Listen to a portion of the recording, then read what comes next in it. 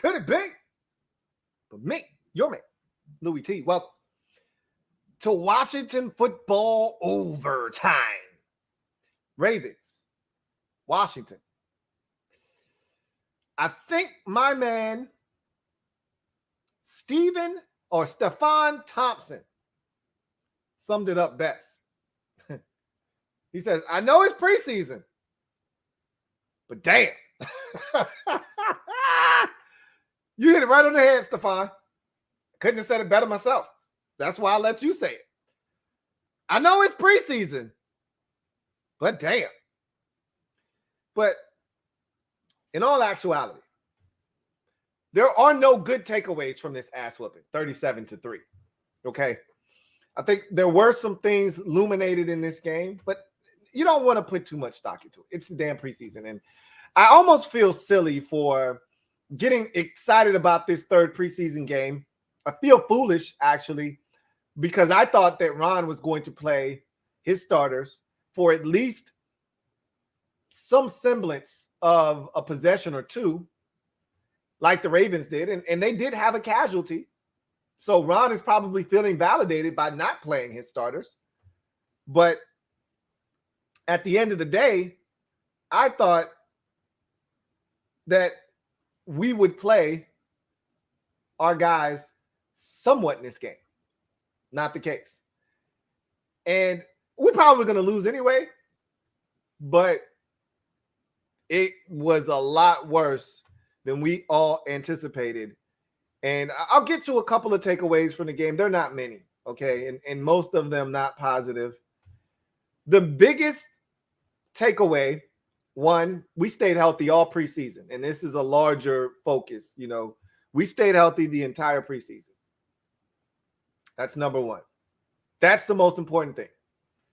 Number two is that the preseason is now over. We don't have to worry about this shit anymore. We don't have to worry about any more games, who's going to play, who's not going to play.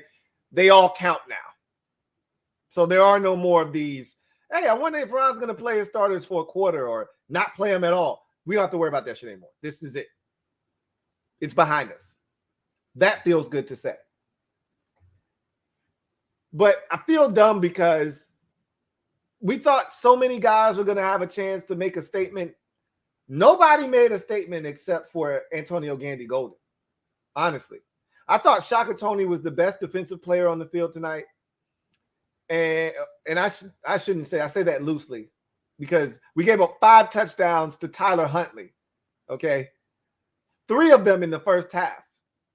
So nobody on the defense deserves any credit. Zero. None. But I thought Shaka Toney showed some flashes tonight. Offensively, it was Antonio Gandy Golden, and that is it. It's a very short list. Nobody, and I mean nobody for the offense showed up tonight. There was a stink fest all the way around. And it started probably with the decision of Ron Rivera and company to not play any of the starters. And I didn't agree with that decision. And I if you were in the mob squad, stand up. You're in the building, as always. We already had this discussion, so I know this is like hearing me continue to beat a horse that's been long dead. But you guys bear with me. I know if I've said this to you guys already, and you heard me say it like 15 times. But everybody else that wasn't in that chat with us didn't hear this, so I'm going to repeat it for them. I thought this was a poor decision by Ron Rivera and company. At the end of the day, long story short, we go out, we execute against the Chargers, and we win this game, that game. Then nobody remembers this. We go out, if we're flat and we come out and the Chargers jump us 14-3 in the first quarter, or they jump us 14-3 at half, and we wind up losing that game, 27-20, and we come on like gangbusters in the second half, but it's too little too late. We're going to look back at them not playing their guys in the third preseason game and say, what the hell, man? I've jumped on all of these teams who have been resting their starters as if they got it like that. And now we fell victim to it into what I feel like was the most important preseason game of all of them. If you were to sit your guys in the first and second preseason game, I might have bitched and complained, but this was the one they needed to play in. They're not going to see competitive football for the next 3 weeks now because you didn't play them tonight. It's one thing when it's the old schedule and you got 4 preseason games and they play that dress rehearsal in the 3rd game, and then you sit them out in week 4 of the preseason. Then you get that 1 week and then you play a game. That's not what's happening here. You sat them out of the 3rd preseason game. Then there's a whole week without a game. Then there's a whole nother week of preparation. And they're not playing football for 3 whole weeks. At no point during the regular season is there a 3-week stretch where players don't play. Guys that are healthy don't play in a competitive football game. This is abnormal. And look, you don't forget how to play football. These guys aren't going to all of a sudden lose their minds because they haven't played a competitive game in 3 weeks. But still, you want to put your players in the best position to be prepared for week number 1. And I'm not sure this is the way to do it. We'll see. As I've said numerous times, I might be spouting off about nothing.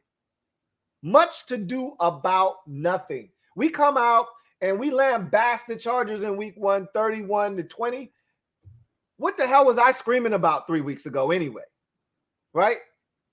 But if we come out slow and we can't seem to find the gas pedal, all we seem to keep doing is putting our foot on the brakes, I'm going to come back to this decision to not play our guys despite not having scored a damn touchdown with the first team offense all preseason long. Yeah, I'm going to come back to this shit because this doesn't make any sense to me. And I've said that about a bunch of teams. I'm like, why are the Atlanta Falcons not playing any of their starters? I get Matt Ryan's an 800-year-old veteran, but the rest of these guys need work. Is there a reason that a 4-win team from a season ago thinks it's okay to sit their entire offense?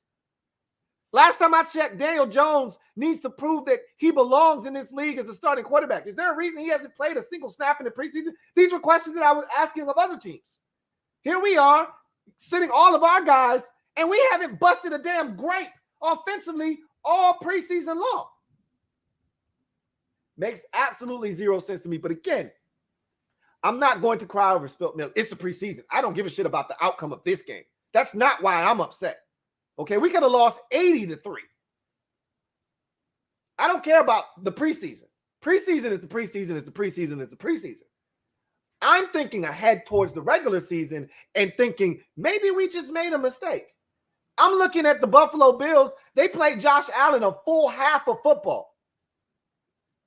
Hell, even the Ravens, who hadn't played Lamar Jackson all preseason, said, hey, Lamar, get out there for a possession, man. I just need to see it. Make sure the operation is clean. That's all I'm saying. Let them get out there. Let them run around. But again, Ron wanted to be cautious. It's all about getting your horses to the starting line. I totally understand that premise. I get it. I am not naive. I am not a fool. I know exactly why it was done.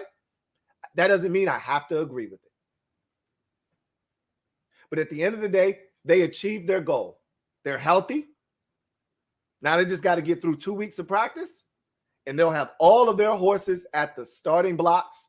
When they pop that gun and they open the gates, everyone will be ready to go, and we'll see what happens. But tonight, to me, was a great glimpse into the lack of depth at certain areas on this team, specifically linebacker. We've talked about this all offseason long. I've talked about how I'm not very comfortable with the depth at linebacker. It's not a position of strength for us. God forbid anything happen to the linebackers we currently have starting for us. We are in copious amounts of trouble. Not some trouble, copious amounts of trouble. I think we saw a little bit of that tonight. Now, I don't want to speak about defensive line depth or lack thereof because we literally sat our top 5 defensive tackles, okay? Or excuse me, our top 5 defensive linemen. Sweat, Allen, Payne, Ioannidis, Young, all sat tonight. 5 dudes that we're going to be counting on for major snaps this season. Did not play tonight. At no point this season should we be without 5 of our top defensive linemen. So I'm not at all worried about the lack of production up front or depth or this, that, and the third. Now, we could get into a more specific conversation about lack of depth behind Young and Sweat as defensive ends. I don't think we have a problem with depth at defensive tackle. But if you're talking defensive end, shit could get pretty dicey, after the starters. Yeah, I think you saw a little bit of that tonight as well. Tyler Huntley was so comfortable back there. He was so comfortable back there. That man was able to build him a house, 2-level duplexes, rent those out, build a couple more, sell those, knock the other 2 down that he rented, and build up another house. He had fun back there. Now, Lamar Jackson, on the other hand, he got sacked twice. But Tyler Huntley, shit, we couldn't find that brother. So all I'm saying to you is, shit's not sweet. When we got to tap into the depth, we ain't as deep as we think we are. That was evident tonight. Because you don't get your ass beat 37-3 if you got, and I've talked about this already. I said you get your ass beat like this one of 3 ways. A combination of things or one of 3 ways. You get your ass beat like this in the preseason. 1, you don't play your starters at all. Well, we did that. We checked that box. 2, you lack depth. So we checked off the first box. I don't think the second box is necessarily true of us not having depth. I just think their depth played better than our depth. But I do think linebacker is a problem, and I do think defensive end could be a problem this year if we have to try to tap into depth. But we didn't play anybody tonight, so I wouldn't get bent out of shape. I wouldn't overreact to the outcome of tonight's game. It's a preseason game. They rested their starters. They thought that was the best thing to do for the team moving forward. Okay, I'm going to ride. You know how I am. I may not agree, but I'm going to ride. So we'll see what happens. Now the next big conversation is the 53-man roster. So we'll move on to that. You'll get a video from me tomorrow. Ron made a statement already with who he sat tonight. So those guys are making the football team. They're not sitting guys because they don't want tape on them and they want to sneak them onto the practice squad. That's not why they sat guys. They sat all of the players that are locks to make this football team. So we can start with that list right there. And most of those guys we knew were going to make the football team. There were no surprises in guys that got to sit out tonight. The only time I remember a guy sitting out and then getting cut, I think it was like maybe 3 years ago. We had a guy sit out. I was like, why is he with the guys that aren't playing? And he was chumming up. He probably thought he was safe, and then they turned around and cut his ass the next day. It doesn't happen very often, but in any event, I'm gonna give you guys an opportunity to go to the kitchen and go get you a beverage. It doesn't have to be an adult beverage. I'm going to enjoy an adult beverage tonight. We're gonna toast to the preseason being over with and not having to lay our eyes on any bullshit that looks remotely close to this. If we get our ass whooped like this in the regular season, then we really got some problems.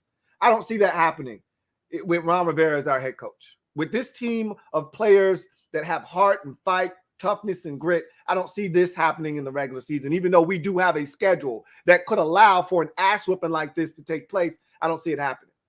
So we're going to toast to the preseason being all over and done with. So I'm going to let you go to the kitchen and go get you a beverage, adult or not. It can be, only thing you're not allowed to go get is milk. That's the only beverage that's not allowed at this toast. You can go get you some water. You can go get you some juice, some soda, some champagne, some wine, some beer, some straight liquor. You can get whatever you like except for milk. We don't do that here. So I'll give you a second. Let you go get what you got to go get. I'm going to start knocking down some of these comments. and then we're going to get this preseason in the rearview mirror. We're going to toast to this shit being over with. We're going to turn the page, and we're going to start talking about this 53-man roster. So in any event, let's get to some of these comments. I don't want them to go away because I know y'all got some things to say as well.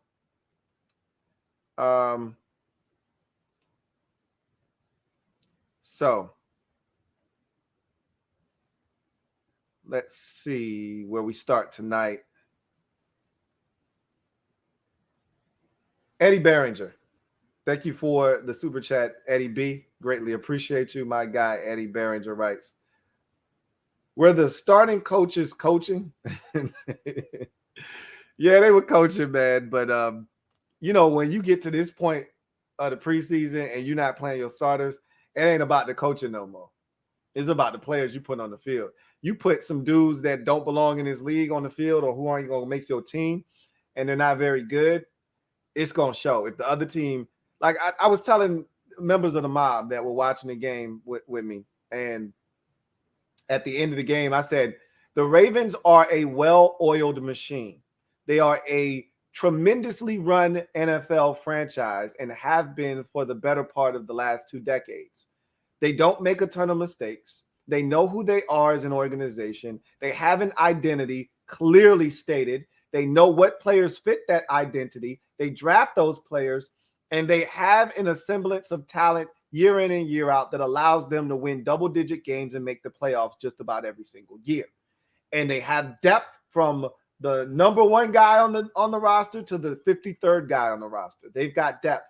So much so that they just spent the 5th-round pick on Sean Wade, a defensive back from the Ohio State University, and they just traded him to the New England Patriots without this dude ever setting a foot on the NFL field for them in a regular season game. Why? Because they had too much depth. They're like, we can't work with this 5th-round pick. We just got too many dudes in the secondary. He don't fit.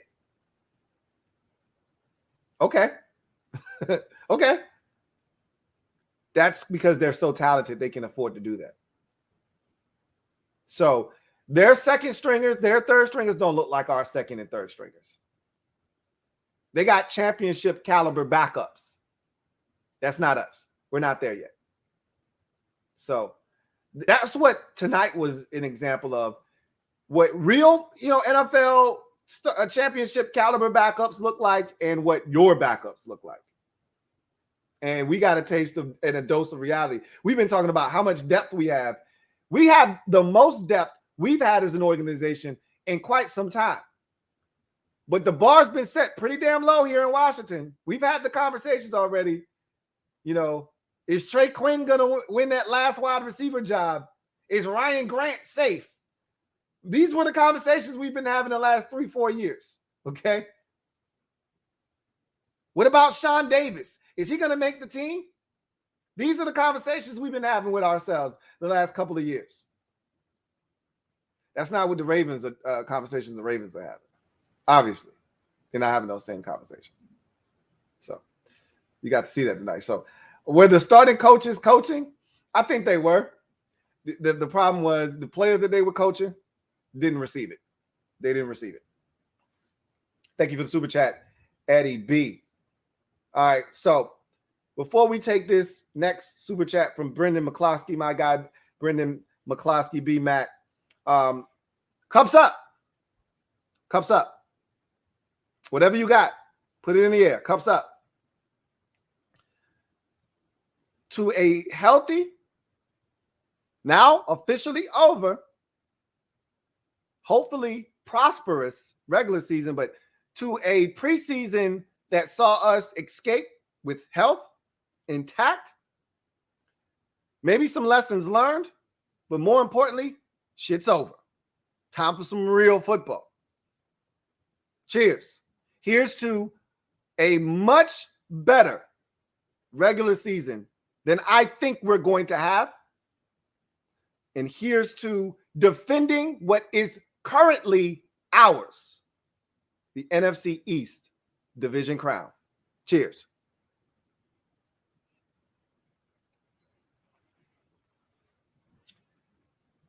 Brendan McCloskey, thank you for the super chat. Writes, hey, Lou. I enjoyed chalking it up with y'all in the mob.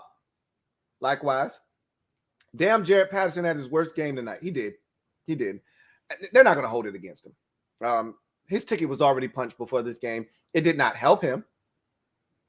It didn't help him. And had he been on the fence as far as making this roster, this might have been a game that would have pushed him in the practice squad direction. You ain't ready yet. He had already made the squad, though. So I don't think this is going to stop him from making a football team. So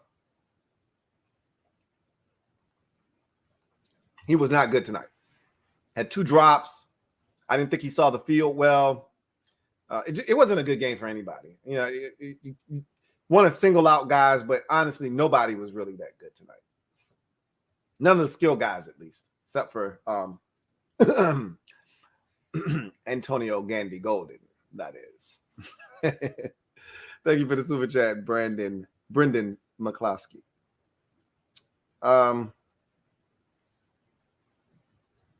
CGM 87, thank you for the super chat. Greatly appreciate you. My guy CGM 87 writes, Reyes needs to make this team fire Kazzer. Nate Kazzer, our special teams coordinator, who also has COVID. I think he's getting over it right now. Should be back sometime this week. He's been out for the last probably like 7 days, it feels like now. Probably hasn't been a week. Probably been more like 6 days.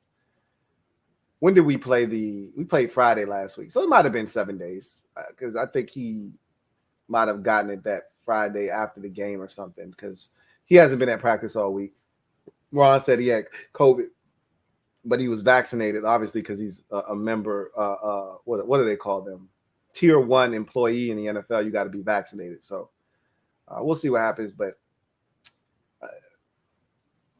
they don't need to fire Nate Kazzer. But I know you've been singing that song and banging that drum since last year. Reyes needs to make this team. He didn't really do much tonight, but then again, nobody really did anything of note tonight. So, again, I honestly feel about tonight's game, where you were before the game is where you ended the game. So, if you were on the roster before tonight's game, I don't think much has changed. Nobody had a opinion altering performance. I remember 3 preseasons ago, counting this one, Steven Sims Jr. in the final preseason game had an opinion-altering performance. It was between him and Cam Sims. Sims had 2 drops in that game. Sims had every catch and a big punt return, and he made the team, and Cam Sims did not. Nobody had a game like that tonight, where it was an opinion-altering performance, where you go, oh, yeah, this guy can do it, or, I wasn't sure, but now I feel really confident in this guy, or, damn, he had a chance. My worst fears were confirmed. He can't do it. No, I don't think anybody really had that performance tonight. It's just kind of like ho-hum for everybody. So if you were already on the squad, if they really liked you before, nothing's changed. If they didn't like you before, you were on the fence and they were kind of leaning towards you being on the practice squad or getting cut, you're still getting cut at this current juncture. I don't think anybody really did anything to move the needle tonight. So Reyes, it just really depends on how they view the tight end position as a whole, what they think about, Ricky Seals-Jones, and which one do they think helps them now and gives them, more in the short term and potentially long term. We know what the long term is. It's Reyes, Sammy's Reyes. The short term, however, may be something they consider as well. I think it's Reyes, to be honest with you, but we'll see. Red Wings 01. Thank you for the super chat, Red Wings 01. Greatly appreciate you. My guy, Red Wings 01, writes, that was hard to watch. Yeah, it was Medusa for sure. I see every time they ran Barber on 1st and 10. Patterson came back down to earth. AGG and Dax in that first drive against Lamar were the bright spots. And even that first drive against Lamar with the 2 sacks featured a deep ball down the left sideline. So they got him in the field goal range.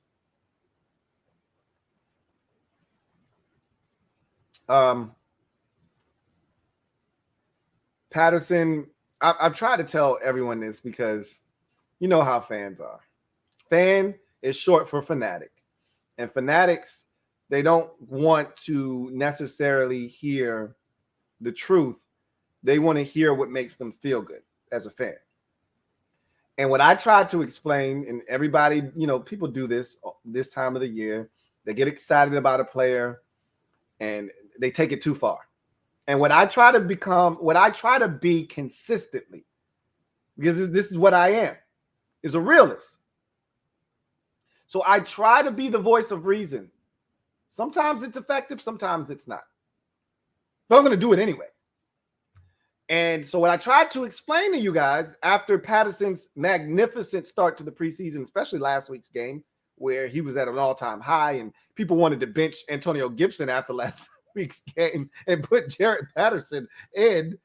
And I'm like, guys, what he did tonight was what I just said no one did tonight. Last week was an opinion-altering performance where if you thought he put his foot in the door, wedged it open against New England, he kicked the door open, went inside, and locked it and said, I'm on this roster. He did that last week. So this game was insignificant for him. Still wanted to see him stack another good performance on top of the other ones he had already had, but he didn't have to. He had already done what he needed to do. But I said last week, he's going to make this team, but he will be a very insignificant contributor if everyone stays healthy. Meaning the 3 backs from last year stay healthy. You won't see Jaret Patterson on the field very often. That's facts. And people kept telling me, oh, you're a hater. You don't like Jaret Patterson. No, I like facts. Okay? I like facts. That's what I like. I like dealing with the truth. The truth of the matter is he will be a contributor for this team next year. Unless we have some injuries this year. Then he'll get in the game and we'll see what he can do this year. But if we're healthy, which I hope we stay healthy, he won't see the field very much. I'm not saying it'll be 0%, but he won't be seeing the field very often. He might not even be active on most game days. Hear what I'm saying? They're not dressing 4 backs. Not if they don't have to. They're dressing 3. You only get 46 on game day. They don't even want to keep 4 backs, but they know they put him on the streets, expose him to the rest of the league. They might not get him back. They understand that. I just had to let y'all know that last week when the hype was at an all-time high, now he has a come back down to earth game, and now everybody's like, yeah, man, he had a rough go. He's going to be fine. He's going to be just fine. I said it from the jump. Jaret Patterson and Dax Milne are for next year. Now, again, that could change. Okay? Contribution times do get sped up when circumstances dictate that they be sped up. But if all things go according to plan, those boys don't help this team nor contribute to next year. And you should be fine with that. Because we got stuff. It's not like we're void of stuff. We got receivers. We got running backs and shit. We don't need those guys to come in and help right now. We got those positions under control. I know y'all want to push Peyton Barber out of the door. Pump your brakes and drive slow, homie. Drive slow. But anyway, this was a hard game to watch. It really was. Red Wings 0-1. I'm with you. AGG and Dax were solid. Dax had a double catch on a wide receiver screen, but he was solid. AGG, to me, was the lone bright spot on the offensive side of the football. And defensively, I feel bad for Torrey McTyer. I think he might have a concussion. Hopefully he still makes the football team. It'd be a damn shame he's come all this way, made such an impact, gets a concussion, and they put him on IR, because that shit happens all the time. If they need a roster spot and they're looking around and they don't know what to do, they could easily say, hey, put Torrey on IR. There goes your extra roster spot right there. I've seen it happen before. Ask Cam Sims 2 years ago how that went down. Just a simple ankle sprain in the last preseason game. Man would have been ready in 3 weeks. Hey, that ankle sprain. Oh, man, Cam, that's a serious ankle sprain, man. You got to go to IR. He's like, IR? My season's done? What? I'll be ready in 2 weeks, coach. Don't worry about it. We'll see you next year.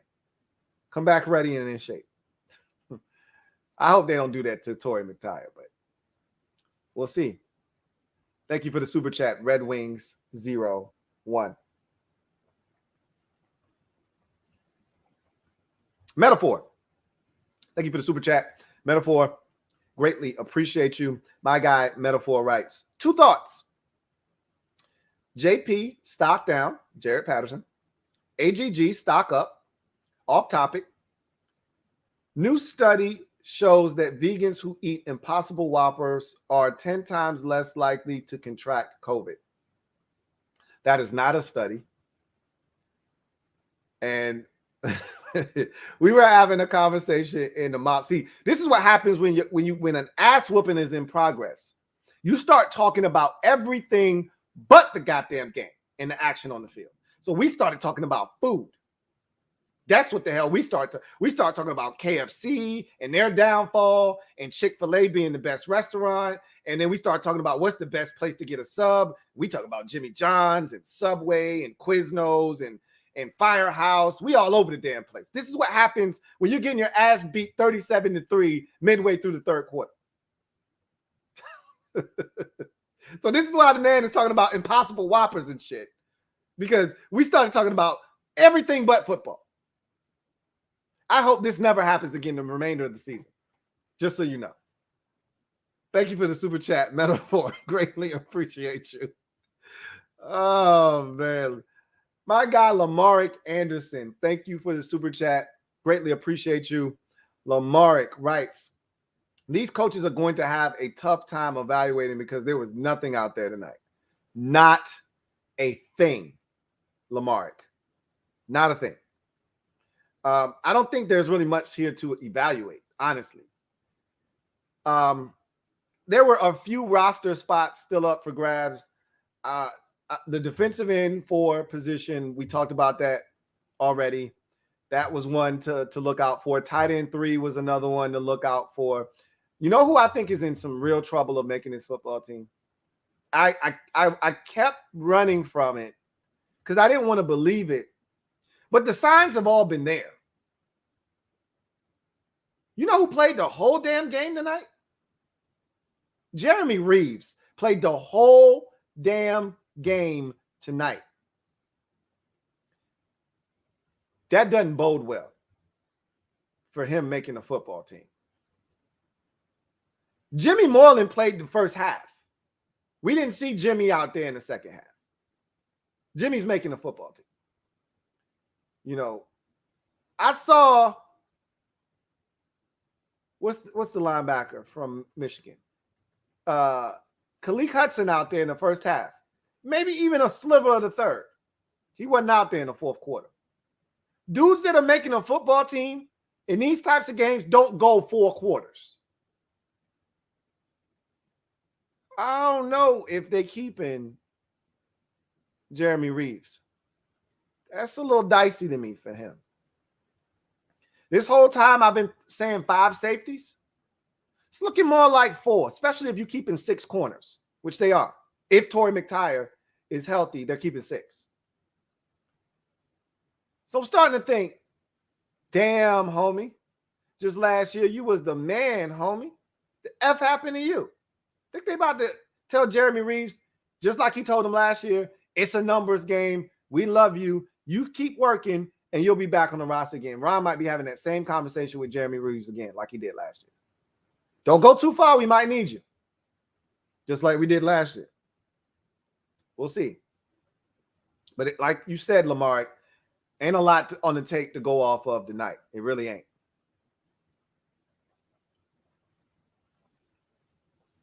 Thank you for the super chat. Lamar Anderson.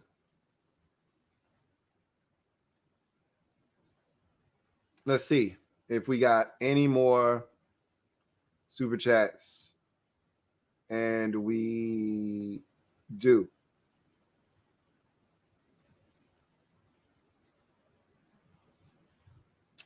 Metaphor. Thank you for the super chat. Double up. Thank you for doubling up, Metaphor. Greatly appreciate you. My guy, Metaphor writes, with the preseason over, 5 keys to success to start the season.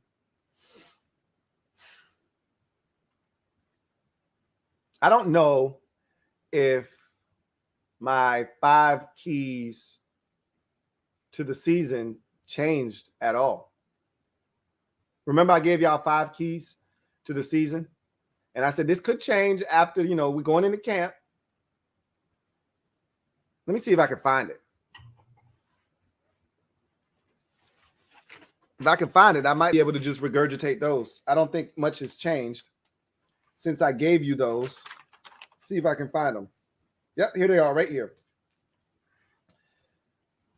The 5 keys to the season, to success, are as follows. Number 5 was stay healthy, get off to a fast start.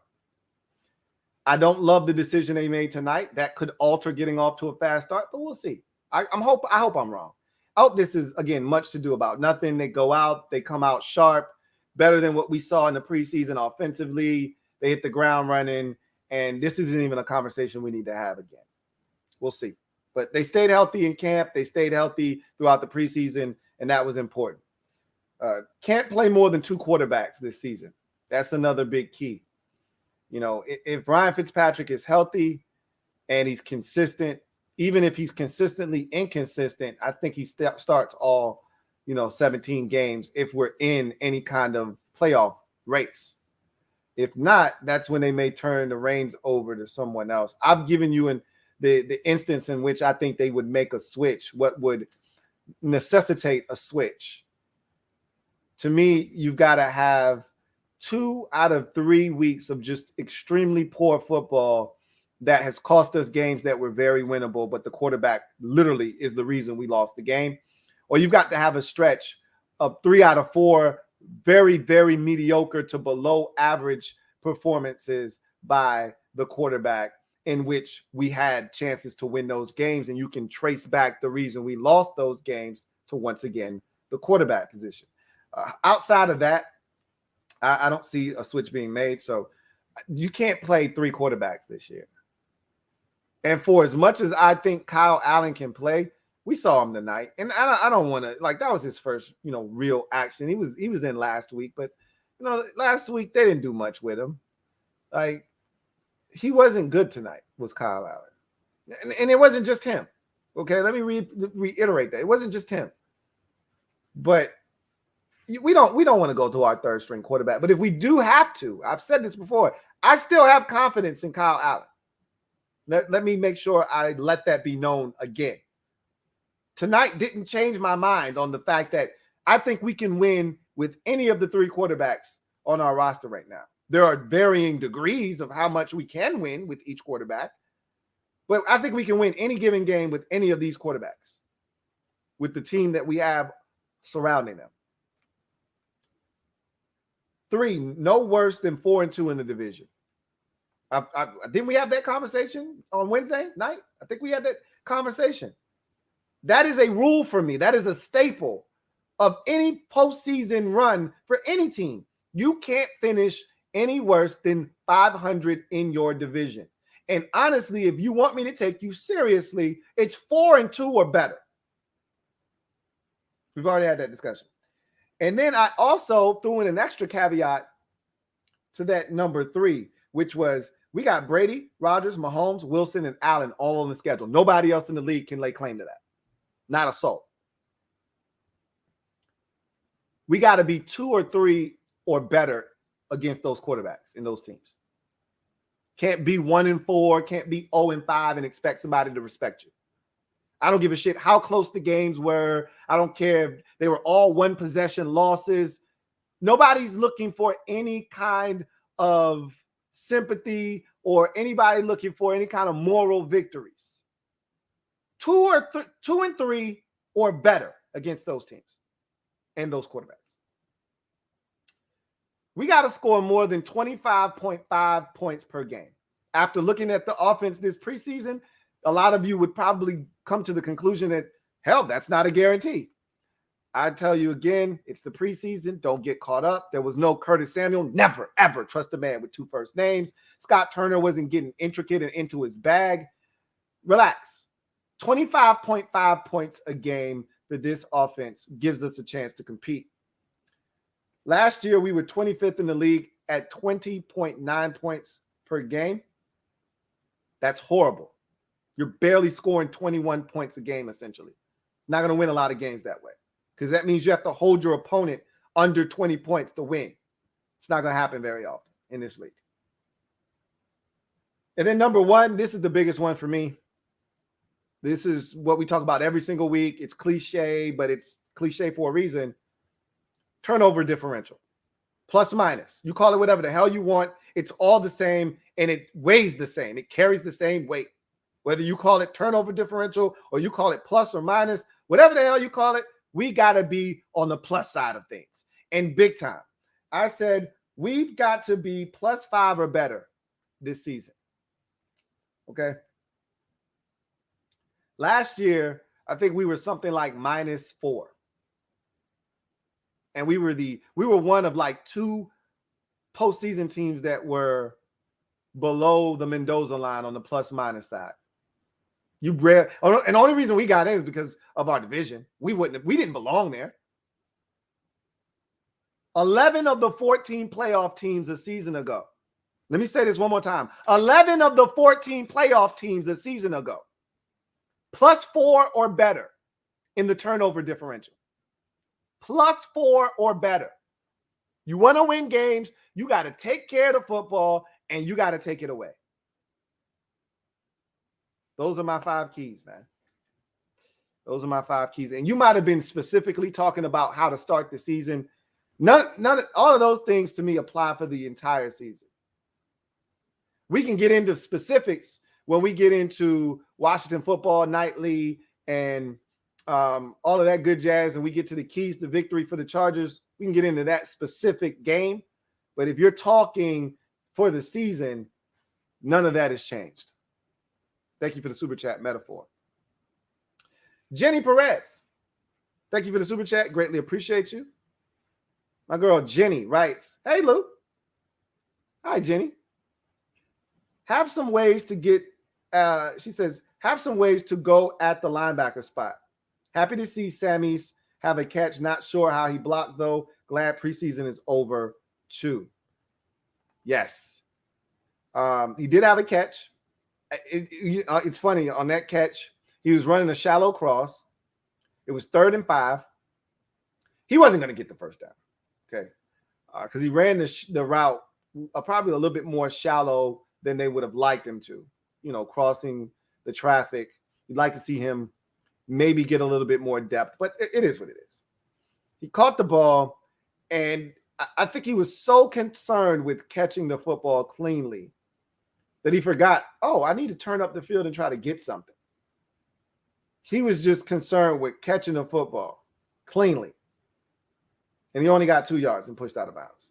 So he still got a little ways to go, as we all know. But it was good to see him catch it. That's for sure. Thank you for the super chat. And we do have a ways to go at the linebacker spot. I agree, Jenny. Thank you for the super chat.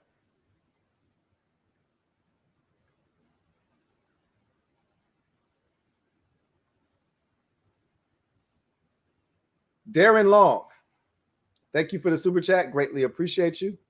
My guy, Darren Long, writes, Fitz does not excite me, but we just need consistency. Defense will keep us in games, but we can't turn the ball over.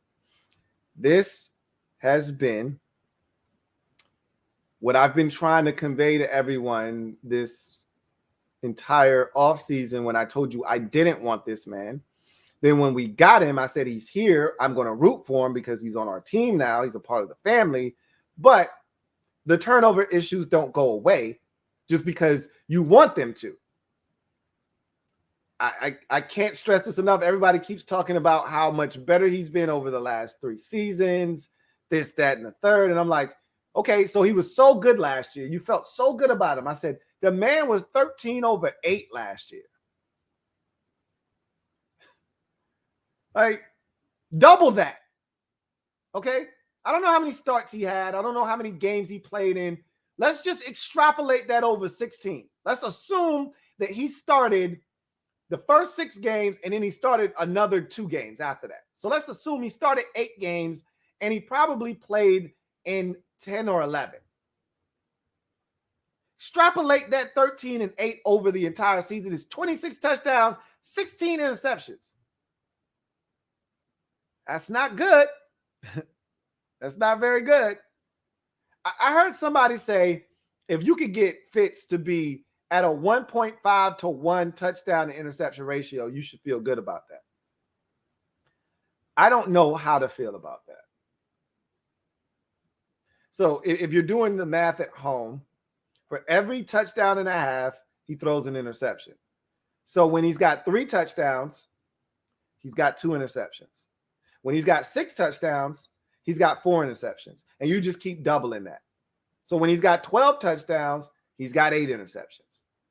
I don't know if you can live that way and be comfortable living that way.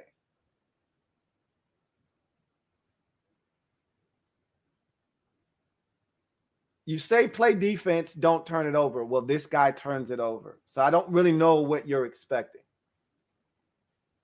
It's kind of late in the game to be asking this old tiger to change his stripes. Don't you think? It's happened before. I'm not saying it's impossible. But it's kind of hard and late in the game to be asking a tiger to change his stripes now. We'll see. Thank you for the super chat, Darren Long. Atypical brother.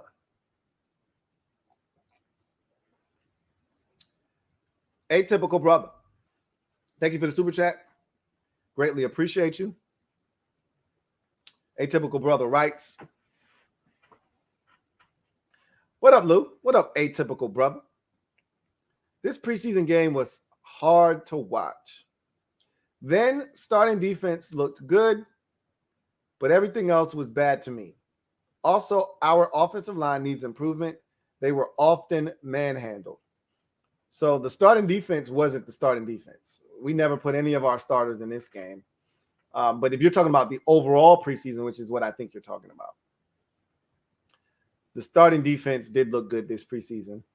That's one thing we can be excited about, but at the same time, I take it with a grain of salt because I know that we played offenses that, didn't necessarily challenge us, and it's the preseason. So we're going to see. Offensive line needs improvement. I think the offensive line will be fine. I'm not too concerned with the offensive line. I think they'll be adequate. They again, will never be among the best in the league in terms of offensive line units. That'll never be us. But what we can be, is one of the most solid and dependable pass blocking offensive lines and a middle of the road rushing offensive line to below average. And I'm fine with that. Because if we throw the football effectively, it will open up passing lanes, rush lanes.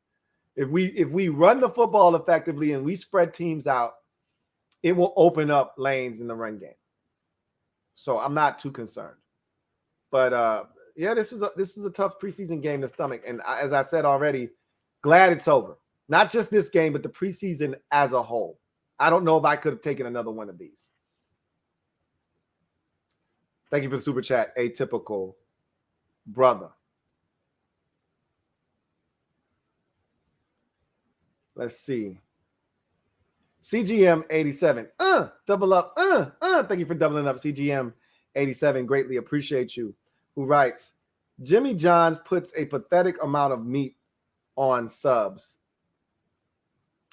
I told them I hadn't had Jimmy John's before. I got out of the meat eating game before I got to hit up my local Jimmy John's. So I couldn't speak to Jimmy John's. I've seen their subs. You know, my fiance is a staunch supporter of cold cuts and subs, and so she's eaten Jimmy John's before. I wasn't impressed with what I saw, but what seeing isn't the same as tasting. So I can't really speak on Jimmy John's. There were some fans of Jimmy John's in the Mob Squad, though. I can say that, but I digress. Thank you for the super chat, CGM 87. Atypical brother, double up, thank you for doubling up, Atypical brother. Greatly appreciate you. Who writes, doubling up, Cam in Washington next year, as in Cam Newton? Nah. If Cam wasn't in Washington already, then he's not going to be in Washington. I heard Ron say over and over, and have heard him say since he got here, I would never bet against Cam. But if he really felt that way, then Cam would have been in Washington, because if you recall, when Ron first got here, and I get it, Dwayne was here as well, not to step on anybody's toes, but he could have easily said, going to give Dwayne an opportunity, but I'm bringing in Cam to compete. He could do whatever the hell he wanted to do. But obviously he didn't want to do that. So no, I don't think Cam's going to, if you're talking about Cam Sims, I don't know if he's back or not. I think this season will determine how they feel about Cam Sims and if they feel like they need to bring him back. But honestly, I don't think they're bringing Cam Sims back either next year. They're hoping AGG can fill that, big wide receiver role. But we'll see. I would assume that it wouldn't take too much to bring him back, though. So, that's something to consider, but I don't know which Cam you're referring to. Thank you for the super chat, Atypical brother. Enigma RJ, thank you for the super chat. Greatly appreciate you. My guy, Enigma RJ, writes, sup, Lou? Sup, Enigma?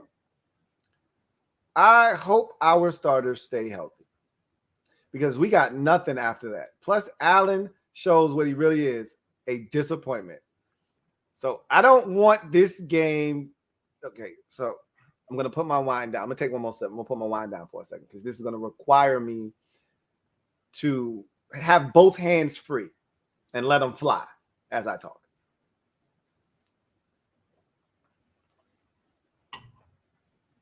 Okay, so let's get something straight. As a fan base, I'm going to ask you guys this. I know I can't mandate this, and I'm not going to try to force you to think this way, but I'm asking you to do so. Try not to be as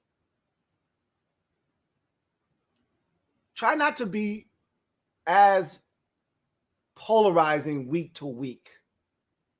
Try not to be so extreme. I think that's a better word. Extreme. Let's not be on these extremes, one end or the other. Let's try to. I do this every week for you guys, because this is who I am. It's not me putting on a front or a show for y'all. I try to stay even keel. Now, if we're really bad, I'm going to be on the extreme end of the spectrum. That warrants that. If we're really good, which you haven't seen me on one, being extra because we're really good and talking that shit. You haven't seen that from me, because we haven't been that team. So, because I can be really extra, I usually keep it even keel. Because, as a wise man once told me, nothing's as good as it seems, nothing's as bad as it seems. Somewhere in between, reality falls. That's what a wise man once told me. And so, one week, we're going to look terrible. And you're going to think we're the worst team in the league. And then there's going to be another week where we look like we could be one of the best teams in the NFC, not just the NFC East. We out here kicking ass like gangbusters. Don't get too high after a big win. Don't get too low after a loss. Try to stay medium. So we've been talking about the depth of this team all season long and how it's improved. It has. Don't let one game in the preseason when we played no one all of a sudden rewire your brain and think we're back to what we were last year with no depth and we can't get injured. What is the likelihood? And I don't like talking about injuries. What is the likelihood? We played none of our defensive linemen, none. The only one that played was Tim Settle. The rest of the guys on the field on the defensive line, for the most part, won't be making this football team. We didn't even play James Smith-Williams tonight, okay? Our top 6 defensive linemen did not see a single snap tonight. 3 defensive tackles, 3 defensive ends. Don't tell me we don't have depth, because we do. We got depth in the secondary. We got depth on the defensive line. We got depth at the running back position. We got depth at receiver. We have depth at quarterback. The only 2 positions we don't have a ton of depth at, and also on the offensive line, we have depth as well. The only 2 positions we don't have depth on this team at, you could, and again, if we want to get specific, because I lumped the defensive line in together, defensive end, we don't have a ton of depth. But I lumped that in with the defensive line. Worst case scenario, we get into a pinch or a bind. You know what we can do at defensive end? Jonathan Allen, you're now a defensive end. Slide your ass over. Ioannidis in the offense, in the starting lineup. There you go. End of discussion. We getting our ass kicked. We don't have anybody else. You don't love what you're getting out of James Smith-Williams. You don't love what you're getting out of the next guy after James Smith-Williams. Jonathan Allen, slide your ass over. Ioannidis, you're in. We got enough depth on the defensive line that we'll be fine. So I don't worry about DN depth. We'll be fine. We don't have depth at tight end. We don't have depth at linebacker. Those are the 2 spots. Everywhere else, I feel very confident in our ability to be able to take on a couple of injuries and say, we're going to be fine. We're going to survive. We can cushion a couple of guys going down for a 2 to 4 week stretch and say, hey, we'll be all right. We'll be able to hold the fort down until that guy returns. We got depth. So don't let this one game getting your ass handed to you by a team with more depth than we have deter you and make you feel like we're back to where we were in 2019, because we're not that team anymore. It's a preseason game. Don't overreact. And so I want you to take this, bottle it up, and take it to the regular season. Don't allow yourself to go to one end of the spectrum or the other. Try to stay as medium as possible. There will be times where it will call for you to go to one of these extremes, whether it's the good side or the bad side. There'll be times. If the Chiefs come in here week 5 and beat us 38-10, that might call for it, man. And we were going into that game 3-1. That might call for it. Hey, well, we thought we were ready. We most certainly are not. We are not. We are not ready. But then if you beat the brakes off of Green Bay in Green Bay, yeah, that's a cause for excitement. Absolutely. Get excited. Celebrate. But there are going to be some tough losses. There are going to be some thrilling wins. Try to keep it as medium as possible. Like, tonight isn't the night to overreact. It really isn't. That's all I'm saying. And as for Kyle Allen, he's fine. He's fine. He showed us what he could do last year. He's a guy that can steady the ship. We're fine with Kyle Allen. Trust me. Do we want him starting? No, we don't.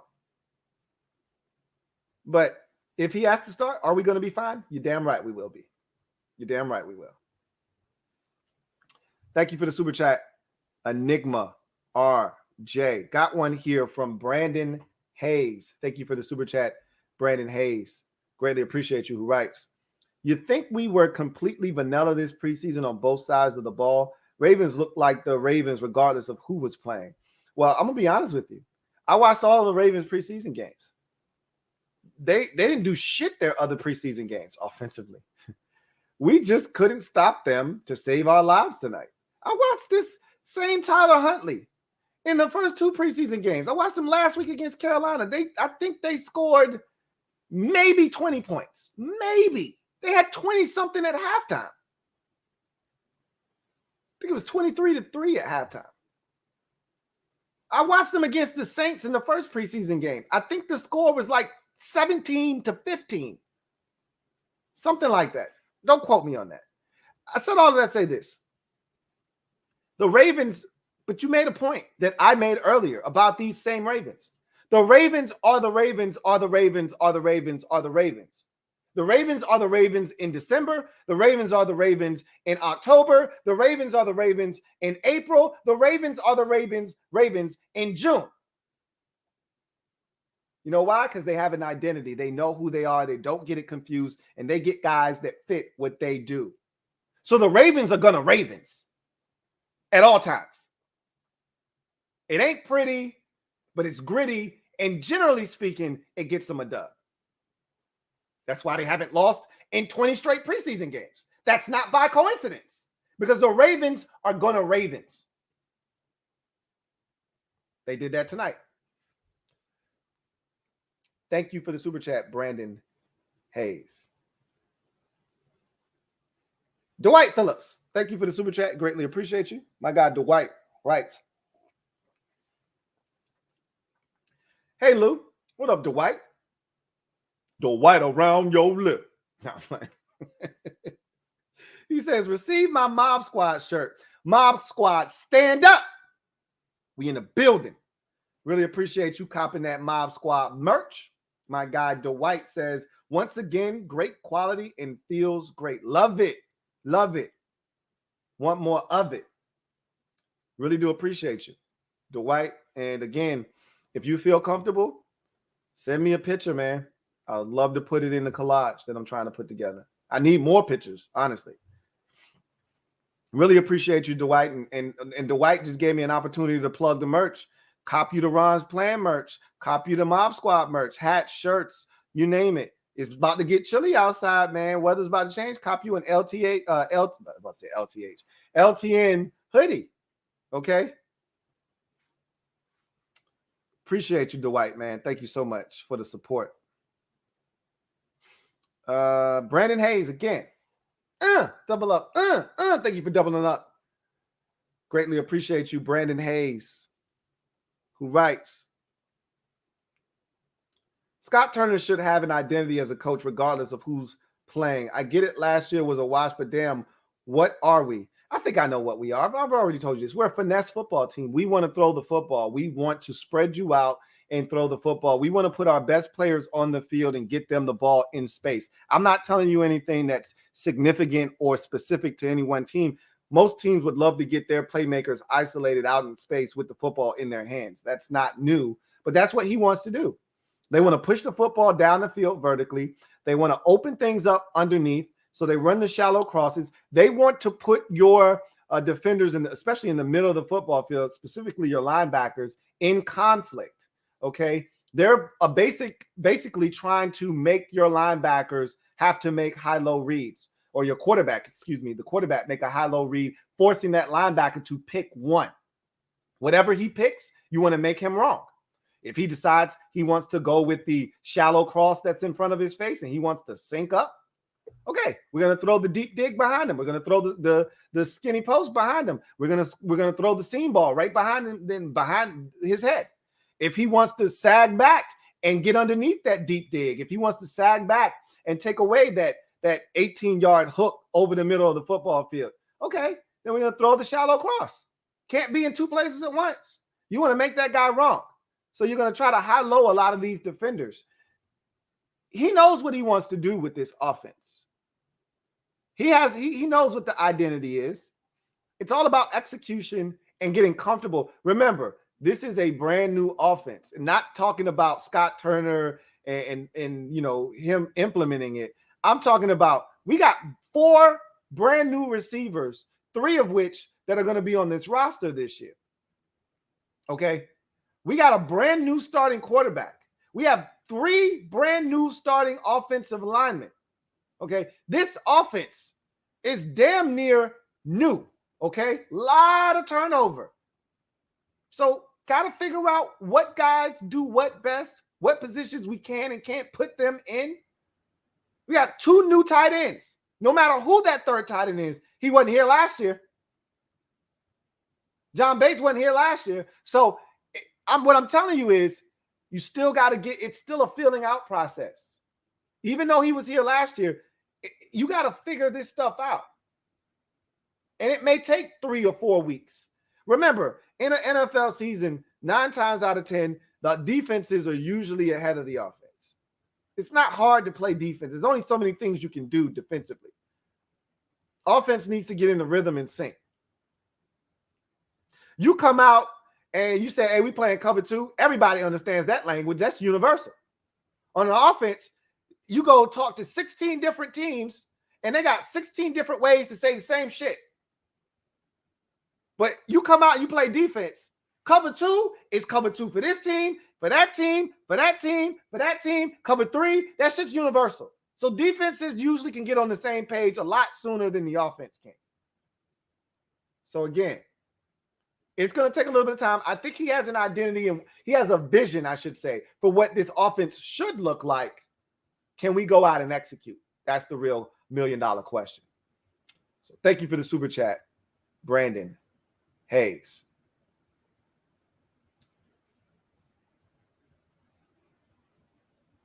Got a super chat here from Gregory Marston. Thank you for the super chat, Gregory Marston. Greatly appreciate you. My guy Gregory Marston writes, some of us could not see this preseason game until later. Can you give us the big takeaways until we can see it? Any bubble players that will make it? I'm going to just save you the trouble, Gregory. Trust me. You don't want to watch this game. This is a waste of, even if they cut out all of the dead periods and condense this thing down to 35 minutes, it's a waste of 35 minutes of your life you cannot get back. Trust me when I tell you there are no takeaways from this game. You don't want to watch this. There is no reason to watch this. This will have no impact nor bearing on the outcome of our season, other than we may get off to a slow start in week 1 because we didn't play any of our starters in this game. Maybe it does, maybe it doesn't, but Gregory, trust me. I would not lead you astray. Trust me when I tell you, you don't want to watch this game. Okay? Do yourself a favor and do something else with that. 3 hours if you plan to sit there and watch the total, rebroadcast, or save yourself the 35, 40 minutes of them cutting it up and giving you this in a quick hit. Do something else with their time. Nobody that was on the fence made a statement other than AGG, Antonio Gandy Golden. He was the only one that said, hey, coach, I want to play. Can I make the roster? Everybody else, either they were already in or they were already out. I don't think anybody really made a statement. Torrey McTyer got hurt. He ended up leaving the game, I want to say, on the second, maybe third possession of the game with a concussion. Don't know the severity of it. But other than that, you didn't get much. Shaka Toney had some good rushes. He did have one where he got to Tyler Huntley and hit his arm as he was trying to throw it, and the ball went up in the air and ended up hitting the ground harmlessly, but he got to him. He looked good. They did sack Lamar Jackson twice in his lone possession of the game, and those were all backups. These were not the starters. No starters played. So, excuse me, please listen to me when I tell you, Gregory, save yourself. Nothing. I like to say this oftentimes: when something doesn't offer any value, this game offers no nutritional value whatsoever. It's junk food. All the shit I used to eat in the 6th grade, honey buns and Minute Maid, fruit punch and donuts, the white powdered ones. Don't waste your time. Oatmeal pies, this shit right here, this game, no nutritional value. Thank you, Gregory. Greatly appreciate you. Daily Grind, thank you for the super chat. Greatly appreciate you, my guy. Daily Grind writes, what's up, Lou? What's up, Daily Grind? Does Isaiah Wright have a place on the practice squad? Your thoughts on Troy Apke's performance tonight? Yes, Isaiah Wright is a guy that they really like. Ron has mentioned him so many times during his pressers this training camp that I think it's pretty safe to say that Isaiah Wright, if nobody else wants him, which I don't think anybody else does, will be on the practice squad, and he'll be one of the first receivers up should something go awry. Him and Dax Milne will be the two guys kind of waiting if something should go sideways at receiver and they need to pull up some guys for depth purposes. As far as Troy Apke is concerned, the thing I like about Troy is he's never that far out of the play.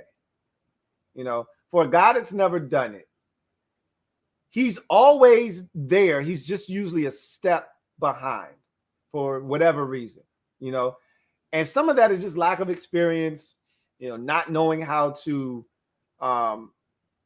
stay in phase. But he's always right there. He's always within striking distance. He gave up a touchdown. He broke up a couple of passes just because he was there and physical at the point of catch. He did some good things. He got beat a bunch. He made his fair share of plays. At the end of the day, he's still raw. You can tell. He's still raw. But he's got a roster spot with his name on it because that man is a demon on special teams. Thank you for the super chat, Daily Grind. Kevin, the PRF, thank you for the super chat. Greatly appreciate you. My guy, Kevin, the PRF, writes, expanding on turnover differential. Tied for 6th in takeaways, 4th in giveaways. Fitz versus taking care of the ball. Something has to give for us to improve. Yeah. That's the problem we had last year, is that we didn't take it away enough and we gave it away too many times. Remember, we kept saying one of our cliche lines, I'm guilty, I can't speak for y'all. One of my cliche lines was, well, Alex Smith doesn't turn it over. He's a smart veteran quarterback and he's going to take care of the football. Bullshit. Alex Smith was throwing that shit away last year. He was giving that peel away last year. He turned that sumbitch over a bunch. Kyle Allen, for as much flack as we give him, he was taking care of the ball better than Alex Smith was. Yeah, he had the one pick and he had the fumble in the Giants game that cost us big time. But Alex was being special with some of these turnovers last year. And we know Dwayne as, oh my God. Dwayne was fumbling, stumbling, bumbling, throwing picks, you name it, he did it. So that's why we were in the minus column. We didn't take care of the football. And then to make matters worse, we didn't take it away enough. So I thought we started to turn it up in the takeaway department late in the season. But early on, we struggled with takeaways. So if we want to have a chance, at worst, we've got to balance out Ryan Fitzpatrick at a bare minimum. We got to balance him out. Be nice to overcome him, but we got to balance him out. Thank you for the super chat, Kevin the PRF. I'm right there with you, bro. Right there with you. Brendan McCloskey, thank you for the super chat. Greatly appreciate you. My guy, Brendan McCloskey. Double up. Thank you for doubling up, Brendan. My man B-Mac writes, just had to double up. Also, I found it hilarious that we had nothing good to talk about in the MOBB, so we started talking about chicken. LOL. Look, like I said, if you've ever been a part of an ass whooping before, the way to divert the attention away from the ass whooping is to start talking about everything but the ass whooping. So the actual action on the field becomes of no consequence. That shit's no longer in the balance. So you start talking about things that interest you because the game is no longer interesting. It does not interest you.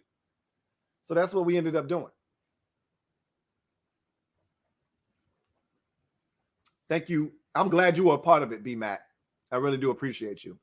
Thank you for the super chat and doubling up. Gunny Man, thank you for the super chat. Greatly appreciate you. My man Gunny Man writes, Barber gone, bro. He might be. On my 53-man roster, he will not be. But this is the thing. If they sit down to analyze the roster and they need a roster spot, there are only so many places you can go to trim off fat. There are not a lot of them. We've already had this discussion. There aren't a lot of places that they can look at, a lot of positions that they can say, hey, we can trim off some fat here. We can get rid of one of these dudes. It ain't too many. Running back is one of the few positions you can say, hey, do we really need 4? If the answer is no, okay, who can we afford to get rid of? Peyton Barber. He's the one you look at, you say, he doesn't do anything super special. He does have one redeeming quality, one trait that is super important. But if we're talking long-term future versus short-term gain, Peyton Barber's on the last year of his deal. Peyton Barber doesn't offer you massive upside.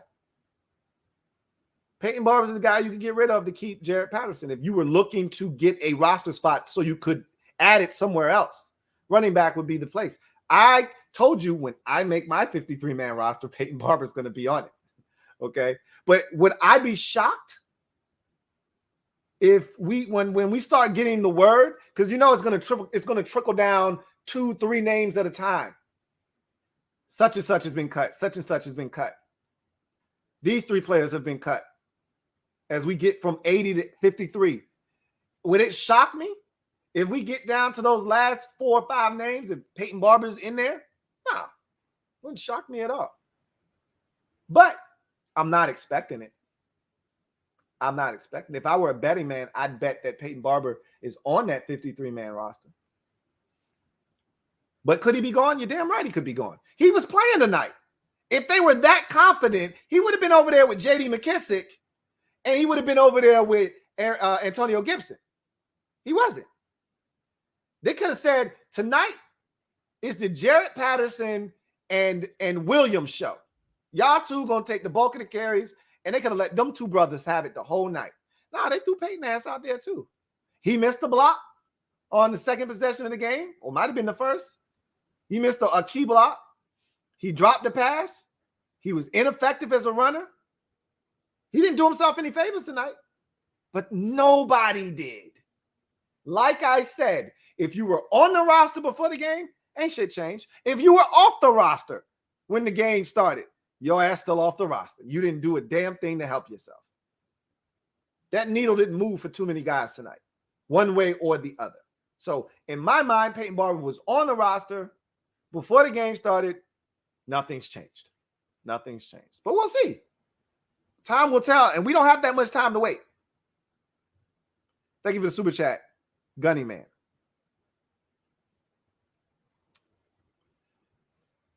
And Gregory Marston, I see you asking about Dax Milne and punt return. We didn't force the Ravens to punt very often tonight. I think they might have punted twice. I might be giving us too much credit. They might have punted once. You want to know how their first 6 possessions of the game went? Field goal, they missed. Touchdown, touchdown, touchdown, halftime, touchdown, touchdown, punt. So, trust me, Dax Milne was back there for the first punt. That was really significant.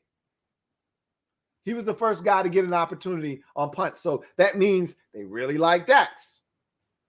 That said, he didn't get to touch it. Ball was kicked short. He was screaming, Peter, Peter, Peter, which means get away, get away, get away. And that was that. I'm trying to tell you, Gregory, you didn't miss nothing. There is no nutritional value in this game. Nothing. You want to see AGG 4 catches for 39 yards? That's the only thing you need to tune in for. And I'm pretty sure you go on the NFL.com website, they might cut that up for you. They might. Don't hold your breath. Red Wings 0-1. Double up. Thank you for doubling up, Red Wings 0-1. Greatly appreciate you. Who writes? To the people trashing our team's depth, remember we played almost entirely third and fourth stringers. All starters and almost all second stringers sat out.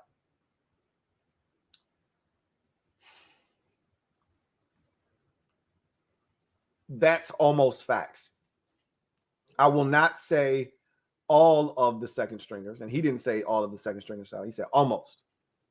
There are a good portion of guys that we'll be relying on as the first off the bench. They didn't play either. I've already said that. When you look at our defensive line, not only did we not play Chase and Montez, we said, hey, James Smith-Williams, you ain't playing either. Not only did we not play Allen and Payne, we said, Ioannidis, you ain't playing either. So that first guy off the bench at those respective positions, they didn't play either. Kendall Fuller didn't play. William Jackson hasn't played in forever, it feels like. But Kendall Fuller didn't play. Benjamin St. Juste, who's a rookie, he didn't even play. So now you're down to your 4th, 5th, 6th, 7th corners out there. We didn't play any of the starting linebackers. That includes John Bostic. So now you're on the second wave of dudes. Jordan Kuznick, not going to be on the football team. Khalil Hudson is going to be on the football team. Okay? David Mayo, I don't know if he's going to be on the football team. I surmise he will be. He stinks, by the way. But he'll be on the football team.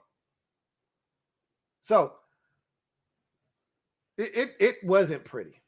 Put it this way. It wasn't a lot of guys out there that are going to be on the 53-man roster. So as Red Wings 01 said, a lot of the guys that we'll be counting on Sundays, Mondays, Thursdays, and maybe an occasional Saturday, they didn't play tonight. So I wouldn't go overboard with the lack of depth. But the Ravens, their depth is better than ours. That was proven tonight. Thank you for the super chat, Red Wings 01. Oh, and Gregory Marston, just to remind you of this as well. Dustin Hopkins was 1 of 2 on field goal attempts tonight. The first one was from 52 yards. It was blocked. The second one was from 48, and he split the uprights. So that's also something to take away from tonight's game. That's how we got our 3 points. So I just wanted to tell you that as well if you were worried about Dustin Hopkins and his kicking prowess on the evening. Gunny Man. Double up. Thank you for doubling up, Gunny Man. Greatly appreciate you. My guy, Gunny Man, writes, somewhere in between reality falls. LOL, bro. Coach Sawyer made that speech after every game Friday nights. He was at my DC, and he said he was my DC at Granby. Yes, he is a wise man. You got it. Ding, ding, ding, ding, ding.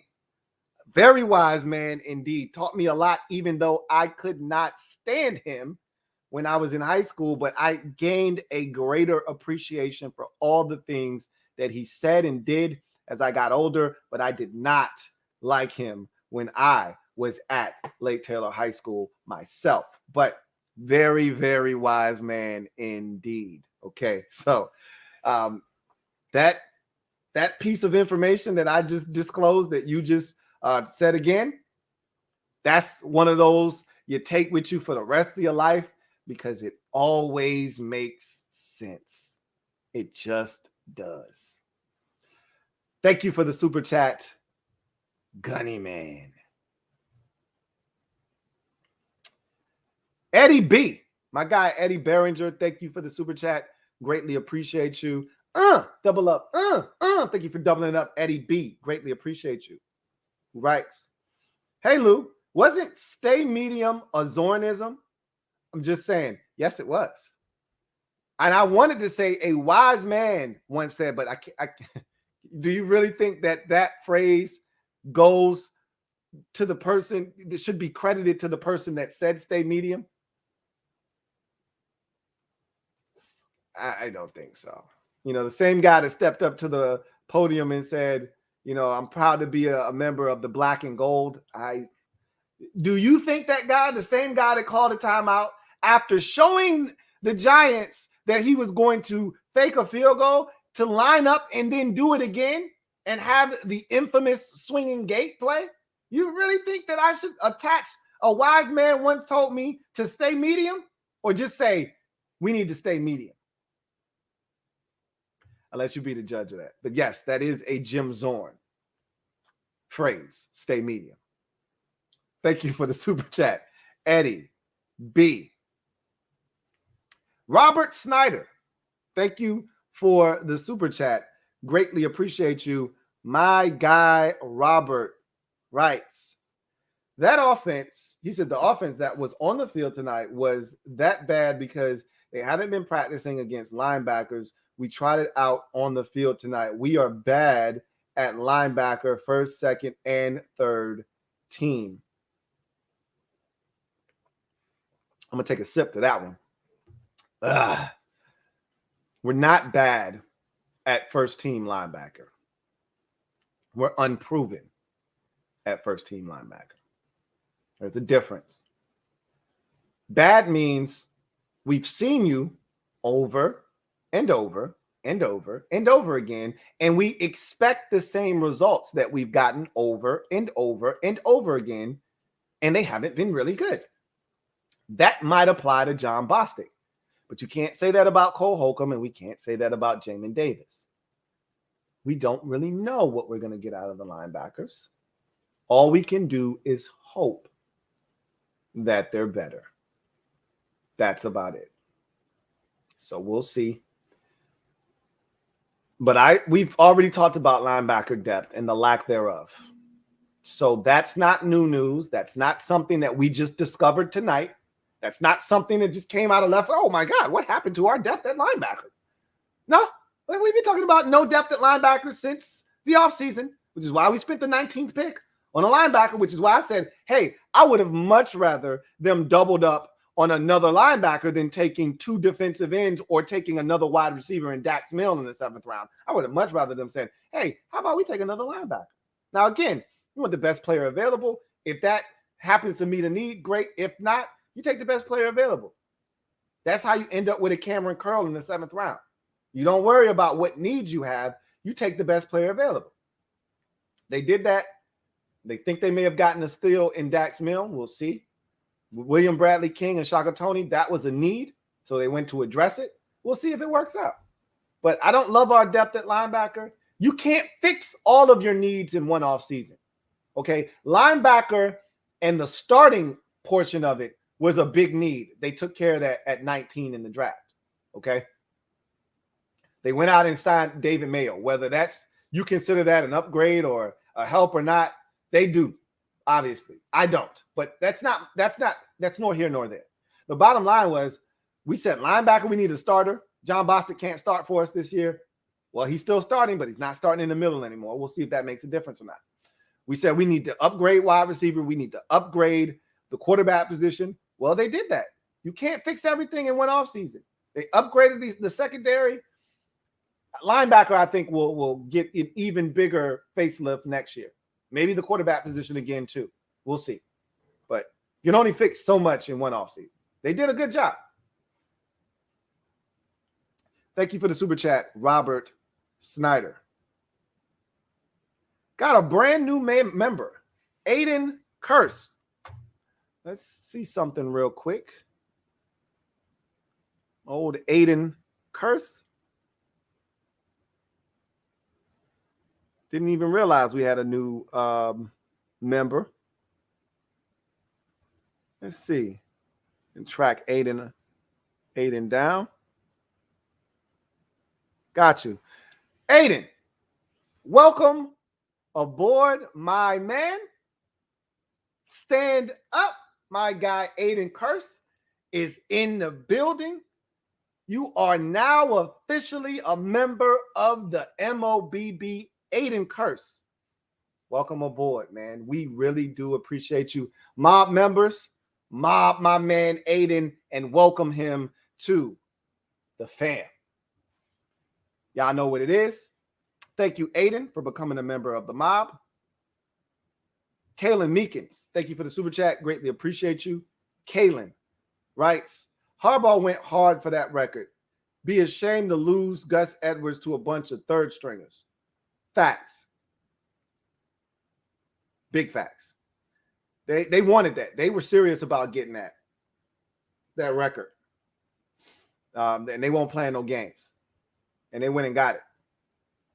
So they wanted it more than we wanted it. That's for damn sure. Ron told us early in the week, and I told you when Ron speaks, you got to listen. Ron said, hey, what's important and what's interesting? They streak over there? Oh, that's cute, man. That's interesting. That shit is not important to us, though. That ain't got nothing to do with us. And 20 of those 20 wins, they probably got 4 or 5 of them joints over us. Ron could give 2 shits about that. I don't blame him. Thank you for the super chat, Kalen Meekins.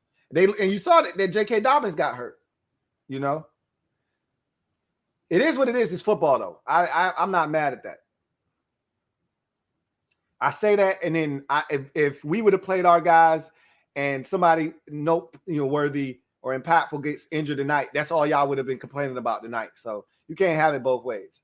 You got to know that's a part of the game. Darren Long, thank you for the super chat. Double up. Greatly appreciate you. Darren Long, thank you for doubling up. Who writes, coaching.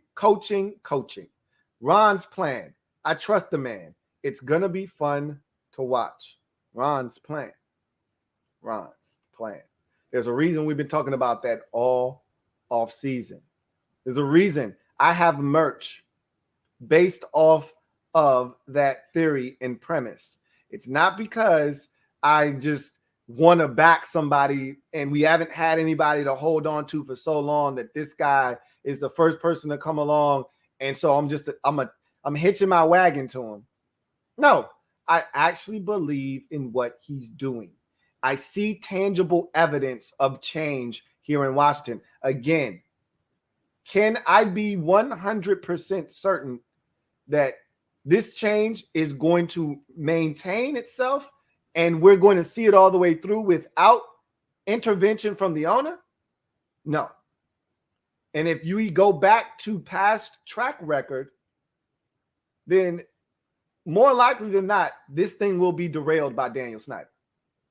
But as of right now, we've seen change that we haven't seen in this organization in quite some time. And this exceeds 2012 with the Shanahans. This exceeds the 2004, Joe Gibbs 2.0 revival. This exceeds all of that. Why? Because in every one of those situations, there was a toxic middleman. It was either Vinny or there was a Bruce. There is none of that this time around.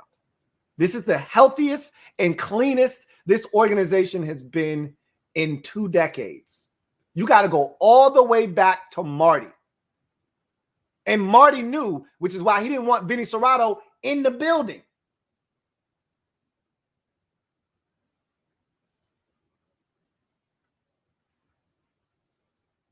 And that's why I'm talking about Ron's plan.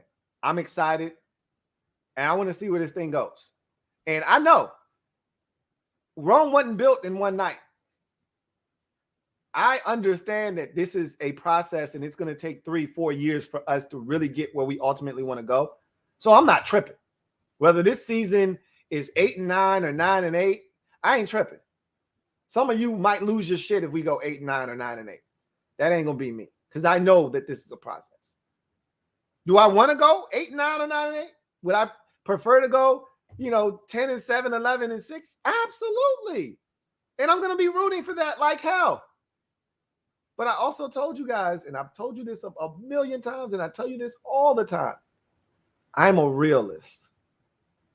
It's the only way I know how to go about things. I know what my eyes have seen with Ryan Fitzpatrick. I've seen, it's rare that you can say somebody's had a 15, 16, 17-year career, and you can say, I've seen the entire thing.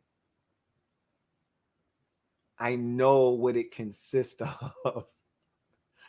So it's hard for me to think that in year 17 of his career that all of a sudden he's going to flip the script.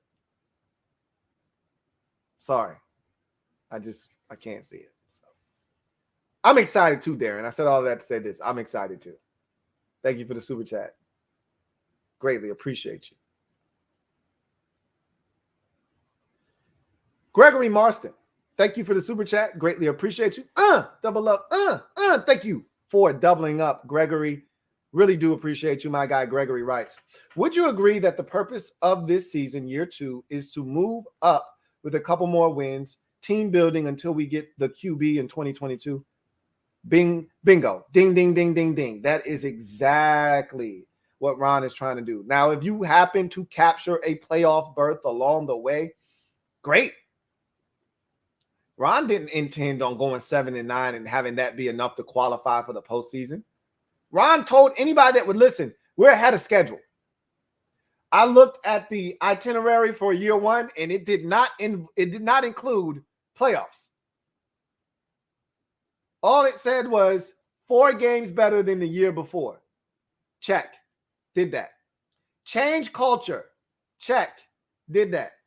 Upgrade roster. Check. Did that. Instill core values and principles. Check. Did that. Nowhere does it say make the playoffs. Hey, let's write that one in. Check that one off too. Got to the party a year early. They're just looking to get better, continue to build a culture and instill a winning mentality in this organization and in its players. And when you finally have all those pieces and they know what's expected of them, and you are able to drop that quarterback in, whether it's in 2022 or beyond, whenever, you want to be able to hit the ground running and go much faster than slow. So, yeah, I would agree with that assessment, Gregory. That's what this season is all about. Continuing to build what you started on last season. And again, hope that it coincides with another playoff berth. Because another part of the process for us as fans and this organization as a whole is I hate bringing this up because this is embarrassing to talk about. But we all family here, so I can talk to y'all about it because y'all lived through it too. We haven't made the playoffs in back-to-back years since 1991 and 1992. That doesn't even sound right. Said 30 years ago, man.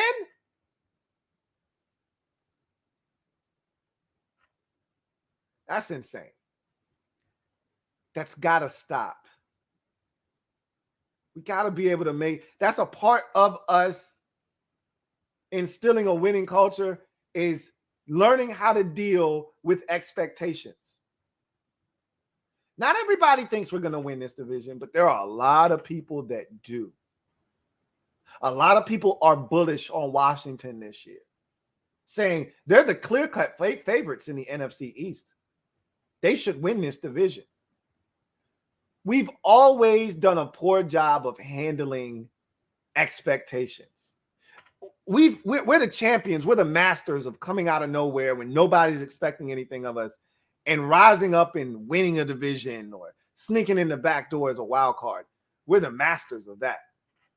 Taking advantage of a garbage division, nobody was expecting anything of us, and sneaking in at 9-7. We do that better than anybody else. But tell us we're supposed to be good and that we should win the division and watch us fall flat on our damn face time and time again. That shit is old, it's tired, and the narrative needs to change. You want to instill a winning culture? You want guys to expect to win? Well, we need to make it to the postseason in back-to-back years. That needs to happen. Be nice to happen this year. I'm not saying it is going to happen. It'd be nice if it did, though. Thank you for the super chat, Gregory Marston.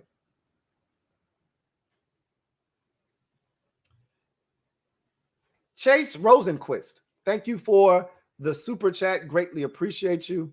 My guy, Chase Rosenquist, writes, Lou, new here.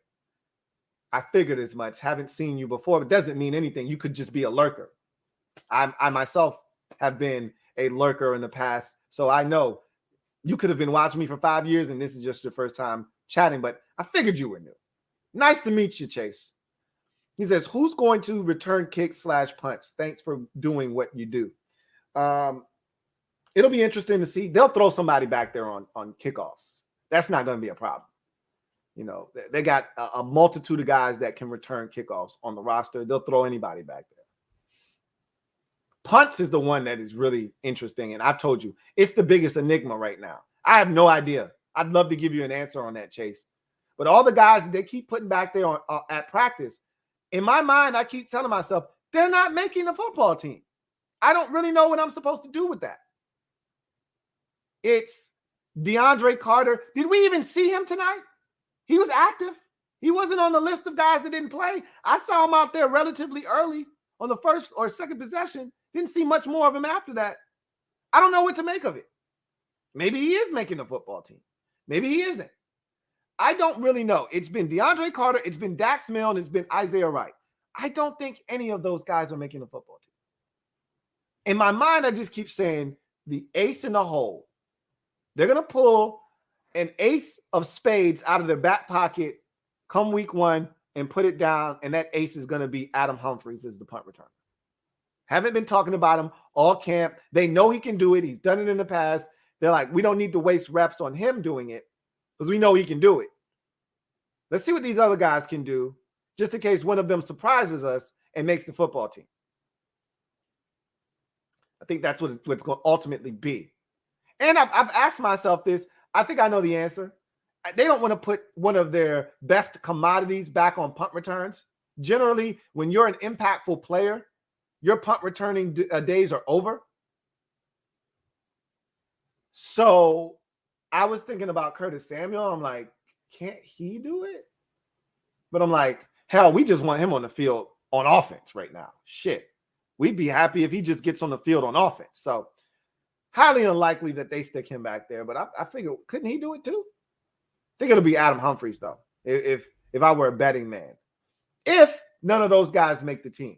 My assumption is that they don't. But we could be surprised on, over the next 3-4 days as they, whittle this roster down to 53. We could be surprised. AGG could be on the outside looking in, and DeAndre Carter could be that last receiver. Dax Milne could be that last receiver instead of AGG. I think it's AGG. You know what my 53 is going to look like, and if you don't, you'll see it tomorrow. And Gregory, no, Diami did not play in this game. Trust me when I tell you, nobody of importance played in this game. When we say no starters and none of the immediate backups, we mean no starters, none of the immediate backups played in this game. Thank you for the super chat, Chase Rosenquist.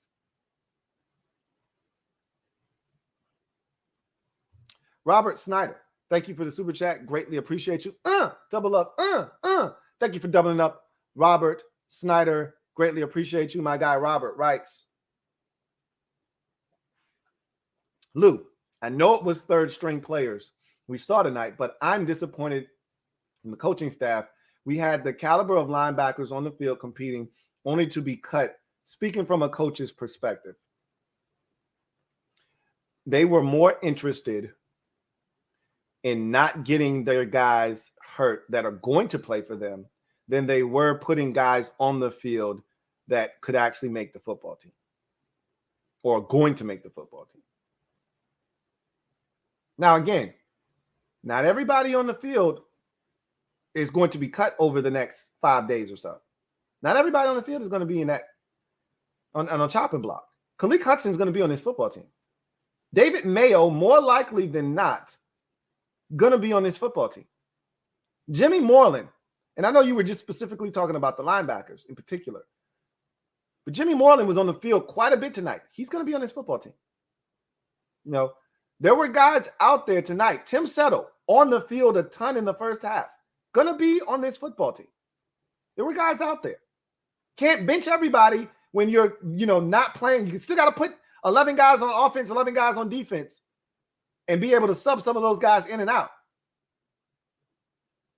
So there were guys out there that are going to make the football team.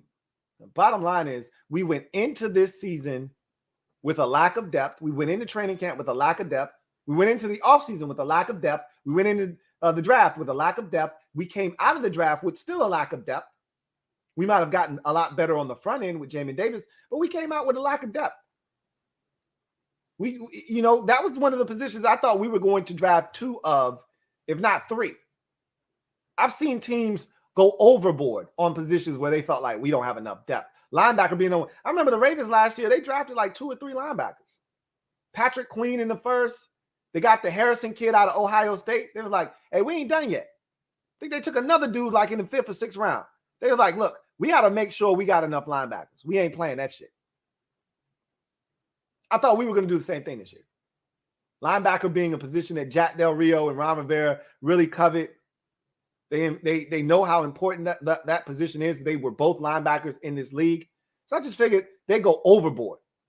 And they didn't, which means they don't think it's that big of a deal. If they don't think it's that big of a deal, I'm not going to think it's a big deal. But I'm just telling you, what these eyes see, your eyes see the same thing. But look, I'm going to give them the benefit of the doubt. You know how I do. I'll be giving them the benefit. I'm going to give them the benefit. We're going to see. I'm going to give them a minute too. Try and work it on out. We're going to see if they do it or not. Thank you, Robert Snyder. Really appreciate you. Red Wings 01. Thank you for the super chat. Greatly appreciate you. Red Wings 01 writes, that missed field goal wasn't blocked, was just a bad kick. So the angle that we had looked like they got a piece of it. Then they showed an alternate angle. We still didn't see if anyone got a piece of it. It just looked like it wasn't blocked. But I wasn't sure. It came out so poorly. I said, that has to be blocked. No way he kicked it like that. We've seen a lot of missed Dustin Hopkins kicks. None of them have ever looked like that. So in my mind, somebody got a piece of that. They got a piece of a helmet. They got a piece of a hand. They got a piece of something. That's hard for me to believe that he just shanked it that badly, that thing didn't even get up 20 feet into the air. I can't believe it. I can't believe it. Thank you, Red Wing 0. And you might be right. I just never saw the angle that told me that it wasn't blocked. And it looked blocked.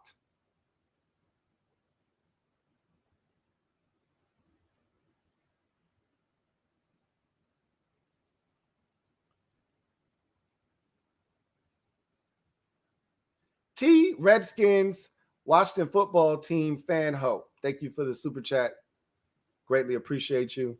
Who writes, will Washington bring in Joey Sly, a free agent kicker from the Panthers? I hope they bring him in to compete against Dustin Hopkins. Hopkins is done here. Excuse me. They're not bringing in anybody. Don't hold your breath. If Ron was dead set on replacing Dustin Hopkins or felt like it was a massive problem, he would have done it already. After that New England game, that was the perfect opportunity to say, you know what? I'm not necessarily getting rid of Dustin Hopkins, but there needs to be at least one more kicker here in camp to compete, to push him, to let him know that I'm not satisfied with the work that he's done to this point and that he can get it too. He didn't do that. That was a perfect example, perfect opportunity, rather, to do that. And he didn't. So that tells you all you need to know. He's not looking to replace Dustin Hopkins. And remember, we conveniently forget this because we remember the misses a lot more than the makes. That's with anything in life. You're more likely to remember the misses than you are the makes. I can't speak for you, but I remember big wins, but I also remember big losses, and I remember those more so than the wins. Because I'm ultra competitive. I've told you guys this before. I hate losing more than I enjoy winning, if that makes sense. So while I love to win, I hate losing even more. So when I do win, it's enjoyable, but that can be overshadowed by a big loss very quickly. And so I think we pay attention to, man, he missed that kick against Seattle. That cost us. We had to go for 2. We didn't get it. We would have been in field goal range at the end of that game had he not missed that kick, that extra point. You know, we go all the way back to 2016. He should have made that kick against the damn Bengals, a chip shot field goal to win it for us in overtime. I think he missed one in regulation and in overtime. We should have beat the Bengals, and we shouldn't have finished with a tie, and then we would have made the playoffs. So we think about all those types of situations where he didn't get it done. The Dallas game in that same season in 2016 on Thanksgiving. The Lions game, another one that was close that we had a chance in, and he missed the field goal in that game. We think about all those times. Last year, it was a stretch. Every game, hey, Dustin got to get that miss out of his system. That was the thing. He kicks 4 kicks, he's going to miss 1. Don't worry, he won't miss any more than that, but he's going to miss 1. He finished up the season like, I want to say like 12 out of his final 13, including like 9 straight makes. He finished up piping hot last year. But we ain't thinking about that. We're thinking about the rough start where he missed about 7 or 8 kicks to start the season off. Ron is like, this dude can kick. We just got to get him comfortable. We'll see. We'll see. We'll see. That's all I can say. Thank you for the super chat. T Redskins, watch the football fan, ho.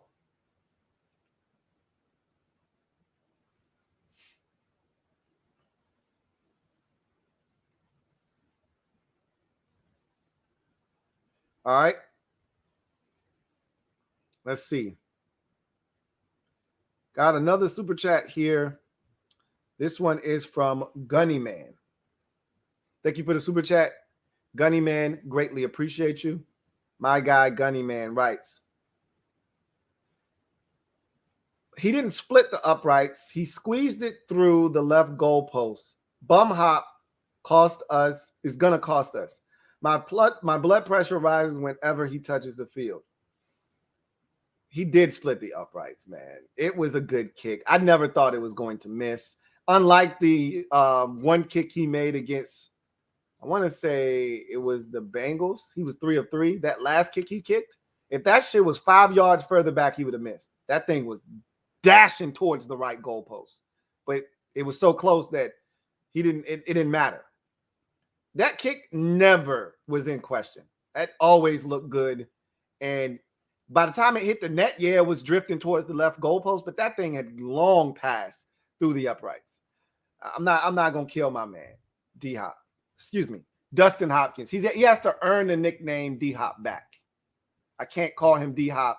He's Dustin Hopkins until he starts to make kicks in the regular season. So thank you for the super chat, Gunny Man. Greatly appreciate you. And you know, I don't blame you for being in a place of distress when you see that man coming onto the field. He doesn't evoke a confident emotion from me. He looks somewhat distressed on his face. He doesn't look like a confident kicker that's about to come and bang that thing through from 49 yards out. He's looking like he's hoping he's going to bang it home. And you can tell, you can look at a kicker and tell, oh, shit, he about to miss this damn kick. He nervous as hell.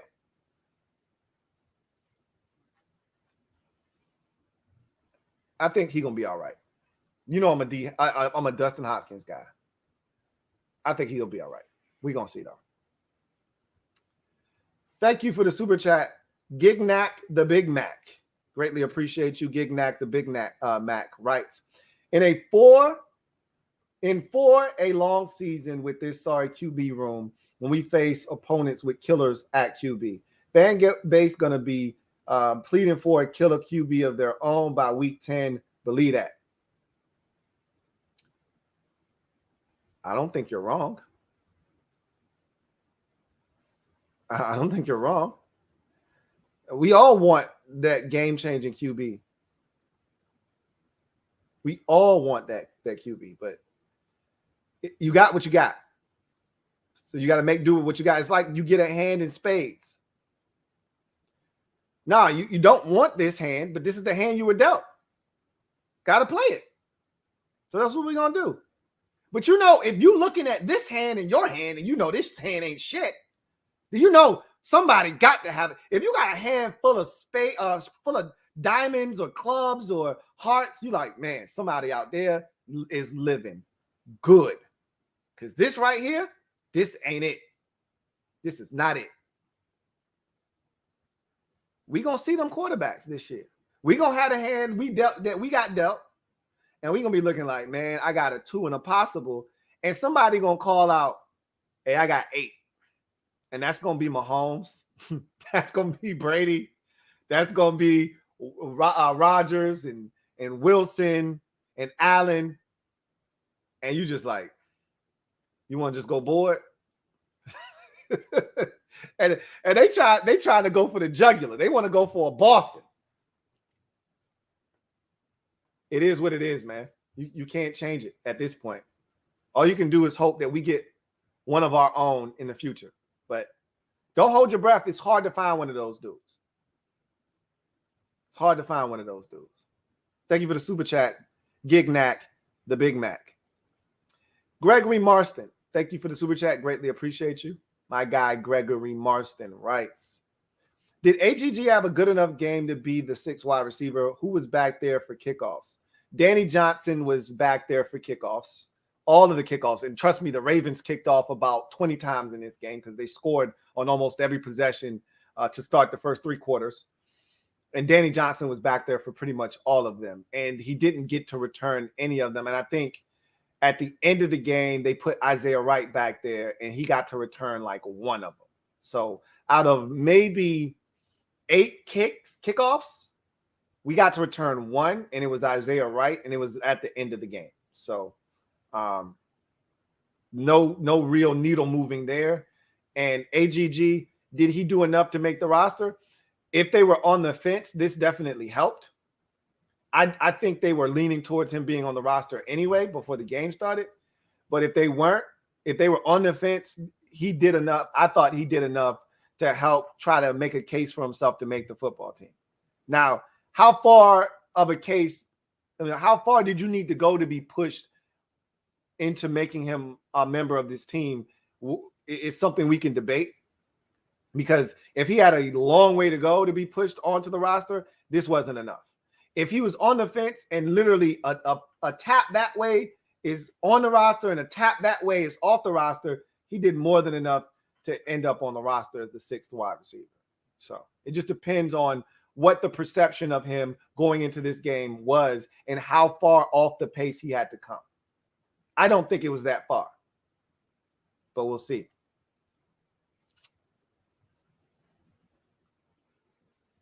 Joseph's Journey. Thank you for the super chat. Greatly appreciate you. My guy, Joseph's Journey, writes, do you think Davis will be ready week 1? Meaning Jamin Davis? Yeah, he'll be fine. I mean, they're going to get what they get out of him. You know, will he be ready to play in the nickel? No. I think that's going to have to happen gradually over time. You may not see him when they go to nickel and they take one linebacker off the field. It's going to be Bostic and Holcomb on the field together. That's why we saw it like that in the preseason. That's not going to just change when the regular season gets here. That's something that has to happen over the course of time. So in my mind, in my estimation, will he be ready? Yeah, he's going to be on the field. He's going to give us snaps in week 1. They're going to play him, and they're going to play him a bunch. But is he going to be ready to be the leader of the defense? Is he going to be ready to be on the field in nickel situations? No, not yet. Not yet. But he'll be ready. Thank you for the super chat. Joseph's Journey. Got another one here from Jenny Perez. Double up. Thank you for the super chat. Doubling up. Jenny Perez, greatly appreciate you. Jenny writes, the Redskins went 0-4 in the preseason in 1982 when they won the Super Bowl. Not saying we're there yet, just saying there is hope still and to be medium. We always talk about that, 82, 0-4 in the preseason, winning the Super Bowl.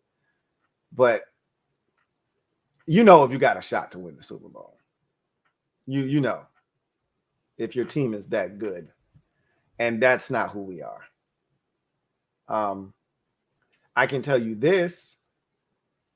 We were 1-2 in the preseason. Big deal. And nobody's overreacting. Tonight was pretty bad. But again, you never want to lose like this. This was embarrassing. But it's a preseason game. Eagles fans, they're laughing and pointing because we were laughing and pointing when they lost 35-0. So, they're laughing and pointing at us. They should be. Giants fans probably doing the same thing. Cowboys fans say, we might not have won a game in the preseason, but we ain't never lose like that. Duly noted. Totally get it. And guess what? We laughed at the Eagles when they lost 35-0. Shit happens. Bottom line is, after tomorrow night, they're going to scrub all of these records clean. Everyone will say 0-0. That's what's important. Everyone's going to get a clean slate. And from that point forward, you do what you do, and we'll see who comes out on top. So I'm looking forward to it. I can assure you this is not 1982. We are not going to win the Super Bowl this year. I do not have a crystal ball. I did not sleep at a Holiday Inn last night. But I can assure you that Ryan Fitzpatrick is not taking his team to a Super Bowl. So we will see how far he takes us, or if he will need the assistance of Taylor Heineke, or if they will need the assistance of Kyle Allen. Let's hope not. Let's hope not. Got another super chat. This one, thank you for the super chat, Jenny Perez. Got another one here from my guy, Gunny Man. Thank you for the super chat, Gunny Man. Greatly appreciate you. Gunny Man writes, bum hop that dime piece in the club. Then when the lights come on, she a 4. Yeah, bro. I'm on him until he proved me wrong. I ain't mad at you. I ain't glad at you, but I ain't mad at you. I ain't mad at you. Nah, I ain't mad at you. I ain't mad at you because I know what you're saying. I know how you feeling. And you represent 95% of the fan base. I'm in the minority, and I'm okay with that because he has to earn everyone's trust. I get it. I get it. So I'm not mad at you. We're going to see what he does. Ron's either going to be proven right, and a lot of people will owe Ron an apology because they were screaming at the top of their lungs to get rid of Dustin Hopkins. He stinks. We need a new kicker. And I don't know about y'all. I don't know about y'all. But every team we played against, we've looked around at these. They've been missing kicks, man. I don't know where you want to go. I don't know where you want to go. The grass is not always greener on the other side. I'm watching these young boys come in here because the best of the best kickers in the league, they got the preseason off. The Ravens are like, we got a future Hall of Fame kicker and just incredible. He don't need to kick nothing in the preseason. Not a single thing. Because we know we can send him out there for a 58-yarder with wind in Cleveland, and he's going to bang it home for the win. He don't need to kick nothing. So they put a bum out there, a young boy out there. He was awful tonight. Awful. We played against the Patriots in the first preseason game when Dustin was missing. Their kicker was making everything, and they was like, hey, we need to go get him. Next week against the Eagles, he was awful. Man couldn't even make an extra point. I'm watching all of these games, every single one of these preseason games. It's a lot of bad kickers out here, man. One of my favorite movies is Dumb and Dumber, man. And Harry is taking Swanson to the airport. And this man is looking in the rear view mirror, looking in his mirror the whole time as he's talking to her, causing mischief on the road. People are swerving out of the way. Trucks are blowing up. And she's like, hey, Harry, can you keep your eyes on the road? You know what Harry says? Good thinking, Mary. Can't be too careful. A lot of bad drivers out there. And all of y'all screaming right now, y'all are like Harry in the front seat. We need a new kicker. We need a new kicker. And I'm in the back like, hey, can y'all look around the league and see all these kickers, please? And y'all are saying, you know what? Can't be too careful out there. A lot of bad kickers out there. And I'm like, y'all talking like that. Y'all ain't looking around at the rest of the league. It's a lot of nonsense out here, man. Be careful what you wish for. That's all I'm saying. I'm not saying. I'm just saying. Anyway, thank you for the super chat, Gunny Man. Darren Long, thank you for the super chat. Greatly appreciate you. My guy Darren Long writes, who do you think the breakout player will be this year?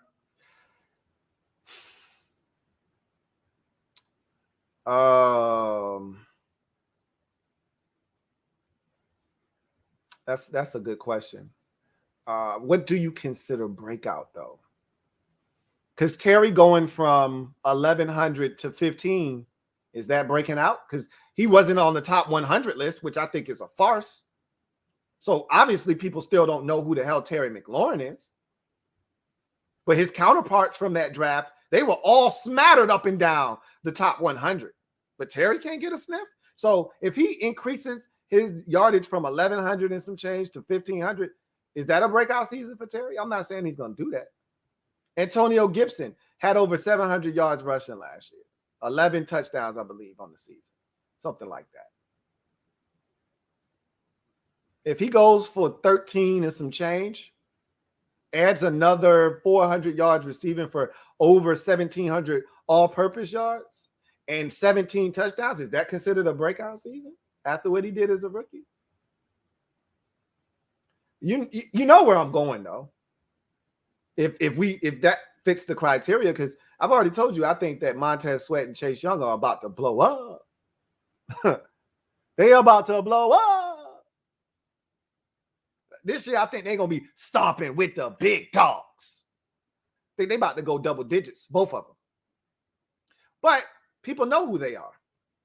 So does it count as a breakout season? Generally, breakout means everybody was asleep. You woke them up with your performance this year. So, I mean, you could go in a multitude of ways. Logan Thomas, if he has 967 yards after having 7 and some change last year, is that a breakout year? Possibly. Possibly. What if he has 12 touchdowns to go with that 967? That's big time.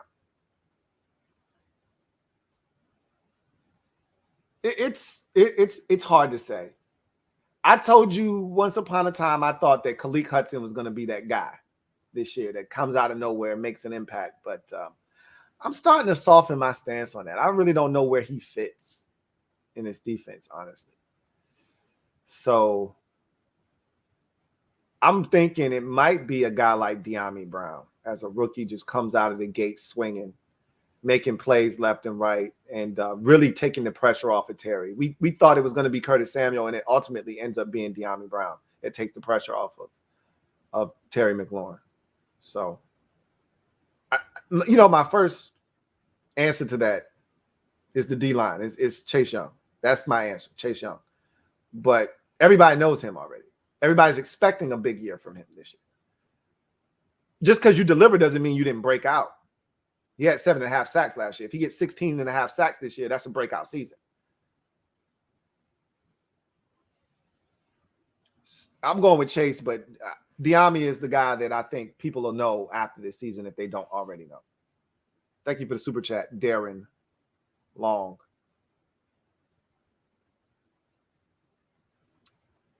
Barry Curtis, thank you for super chat. Greatly appreciate you. My guy Barry Curtis writes, never understood the problem people had at punt return. We have Adam Humphries and Curtis Samuel. We don't need another. Again, I don't know if they're comfortable putting Curtis Samuel back there. Never, ever trust a man with 2 first names. If they are, then yeah, it's not a big deal. I've been one of those people singing that song that, man, this punt return thing is a really big deal because we didn't have nothing last year. And they didn't really go out and actually solve it. Like, here, we got to do. You know, they didn't do that. So we got guys that indirectly can do it. But are you actually going to put those guys back there or not? So, you know, this whole time they could have been putting those dudes back there to prep them for the event that somebody goes down and we need to pull them off the practice squad. That could be what they were doing the whole time. And in their mind, they thinking, hey, we got Curtis Samuel and we got Adam Humphries. We ain't tripping. But if Adam Humphries has the kind of year he had last year where he's always hurt, and Curtis Samuel is too valuable to us to put back there, we might need another dude. So that dude that replaces Adam Humphries, who's hurt, that dude could be Dax Milne. Well, we've been training him as a punt returner this whole offseason, so he's ready to step in. That could have been what they were doing the entire time, but they already known, oh, we got punt returner straight. Everybody else don't know, but we got punt returner good. He's straight. That could be it. And I thought about that last week, and I brought it to y'all's attention. I'm like, can Curtis Samuel do this? And Adam Humphries has done this before. So maybe they know already. They just ain't telling us. Could be. We'll see.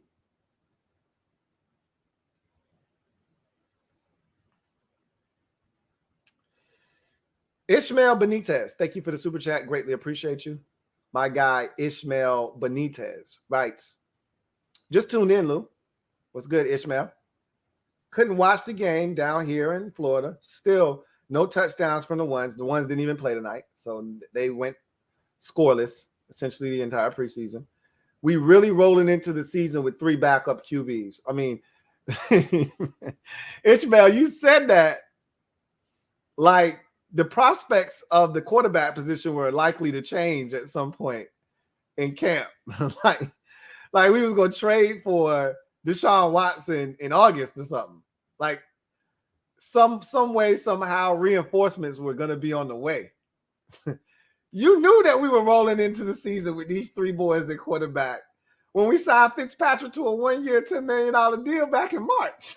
I mean, why you sound so surprised right now, Ishmael?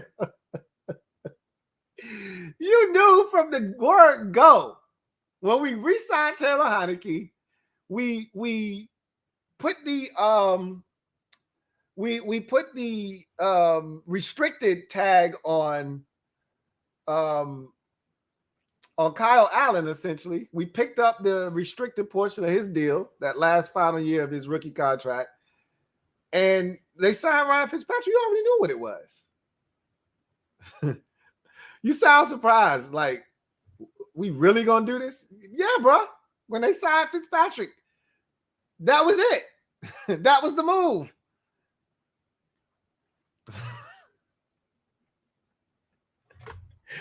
Hey, it's funny because you sound really surprised. You sound really like we really rolling into the season with 3 backup quarterbacks. Yeah, that's what we're doing, Ishmael. Which is why I can't seem to wrap my brain around 10, 11 wins, and a lot of fans want to. I just can't. Not with the schedule that we have, anyway. But thank you for the super chat, Ishmael. I needed that laugh. That was a good laugh, man. That was funny. And I don't even know if you meant to be funny or not, but that was funny. Gregory Marston, thank you for the super chat. Greatly appreciate you. My guy, Gregory Marston, writes, we have money to hire a FA. Is there any position? Okay, so we have money to sign a free agent, he says. Is there any position we might pick up a cast off? What position, even for depth? Yeah, money isn't an issue. You know, if we wanted to go out and get a guy that got cut from another team, we could do that. Again, I don't think they see, as fans, I think we're not at practice every day.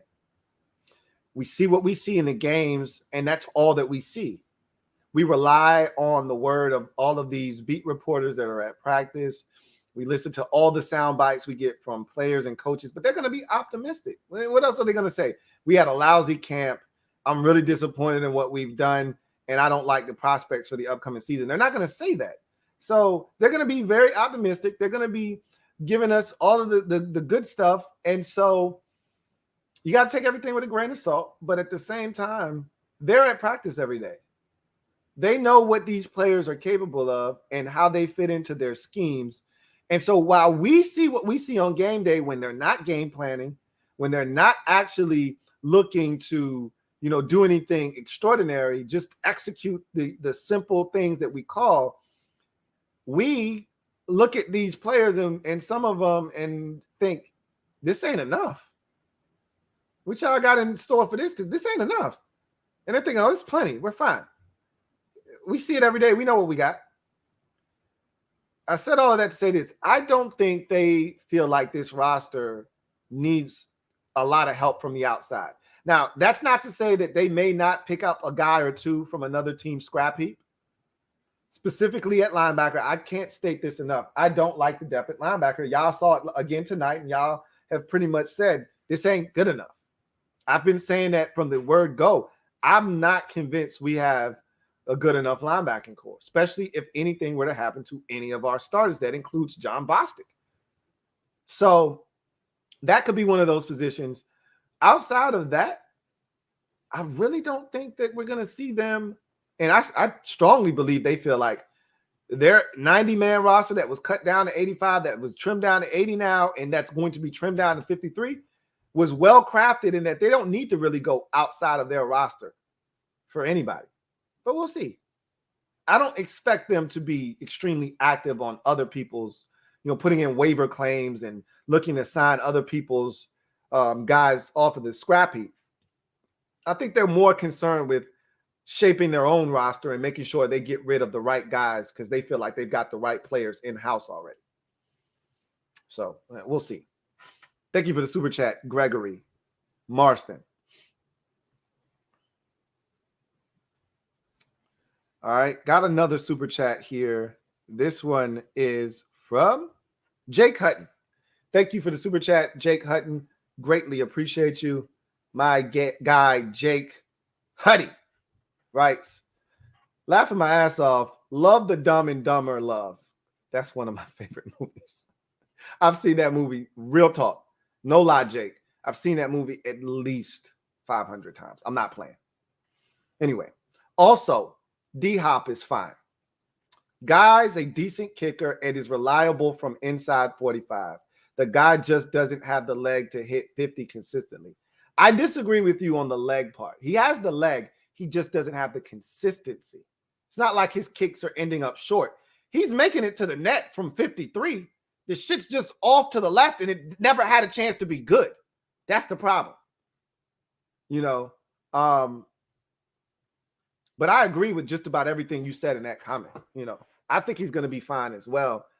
It's hard to convince a fan base that just has seen this guy miss kicks and then comes out of the gate this preseason and misses more kicks. It's hard to convince them that he'll be fine, but I've been saying that for, you know, a very long time. I wanted them to bring in a kicker, though, just to push him. I didn't say they had to get rid of him, just to push him. And if he beats that kicker out, yeah, he's ready. But they didn't do that. But I think he's going to be fine. You know, and like you said, he's usually good from the money distance, which is, you know, from 40 to 49. That's the money distance in the NFL. You're going to kick as a kicker. The bulk of your kicks are going to come from 40 to 49 yards. If you kick 30 kicks in a season, 7 may come from 50 and above. 10 may come from 30 to 39. And 13 of them is going to come from 40 to 49. And the 30 to 39 number may go down to 8. and it may up the 40 to 49 to 15. Like the bulk of your kicks are going to come from 40 to 49. That's the money distance. If you can make those, you'll be able to keep a job in this league. And he's pretty much been good at that distance. It's been when he's had to kick it from, like you said, 50 plus, that's when he hasn't been his most accurate. It feels like, at least. But anyway, I digress. Thank you for the super chat, Jake Hutton. Got one here from Landry Balbin. Thank you for the super chat, Landry Balbin. Greatly appreciate you. My guy, Landry Balbin, writes, hey, Lou, Bada played better than Shaka Tony. Bada played good. He did play good. He blocked a kick too, I think. You might be right about Bada playing better. You know, he got us. He had a pressure that led to a sack.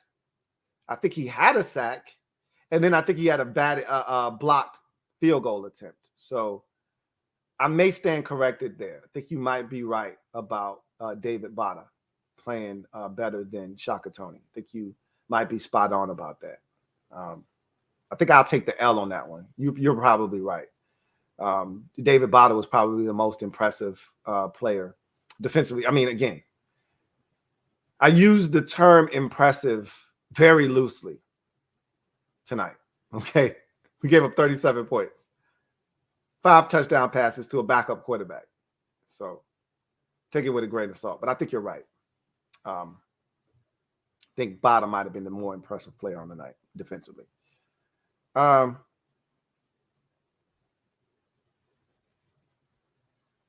Thank you for the super chat, Landry Balbin. Robert Snyder, thank you for the super chat. Greatly appreciate you. My guy, Robert Snyder, writes, Lou, with the versatile safeties and corners we have, what percentage of the time do you think we will play 3 safeties against the run/pass situations to take Bostic out? It honestly, I think it just really is dependent upon the team you're playing against. You know, certain teams you can get away with lighter defenders and having more speed and athleticism on the field. If you're in run situations, you want your bigger guys out there. You don't want another safety on the field. If it's a finesse offensive line, like if you were playing against us, you could get away with having an extra safety on the field. If he's strong against the run, you could get away with a extra Cam Curl on the field and have that guy be physical enough to get it done in the run game.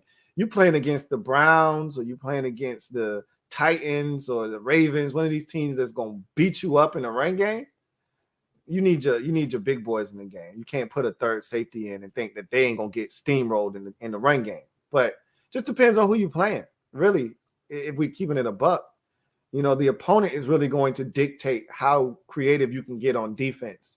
So I think when you see the 3 safeties look, it'll be against teams that are trying to spread us out and maybe try to get creative with the run game. Teams that have guys like, 2 tight end sets. They got athletic tight ends. We're going to put an extra safety on the field just in case they try to sneak a run in. But our safeties are versatile enough to run with these tight ends. I think you'll see it play itself out in situations like that. But if you get teams that want to put a bunch of receivers on the field, you're not going to get a lot of 3 safety looks. And in that case, I don't think.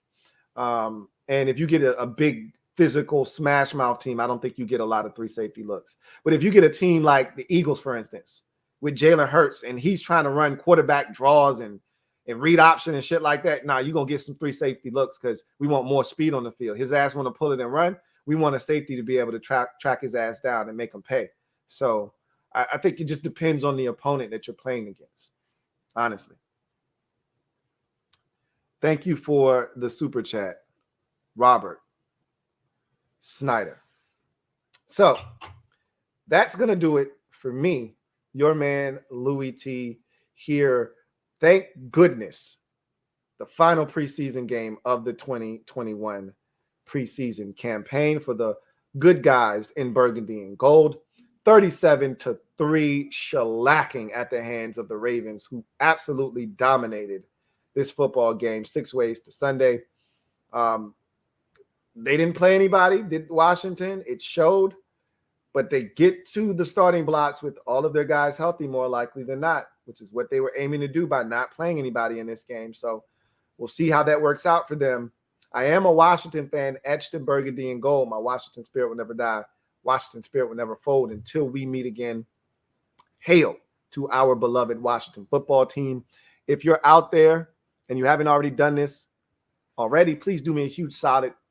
Hit the subscribe button for more great content. Turn on your notification bell so you don't miss a thing. And also hit the like button. Doesn't cost you anything, but it does help this channel grow immensely. Really do appreciate all of you for joining me tonight on Washington Football Overtime. This was an easy one to skip. You see 37-3. If you watched it, you're like, I don't need to go talk about that shit. It was terrible. It's nothing to talk about. If you didn't watch it, you were probably more intrigued to see, well, what exactly did happen tonight? But either way, you came and you chopped it up with me and the rest of the mob and the rest of the fan base, and I really do appreciate you guys for that. So thank you for joining me. You should see some content from me tomorrow. If not tomorrow, definitely Monday, but no later than that. But more likely than not, you'll get my 53-man roster projections tomorrow.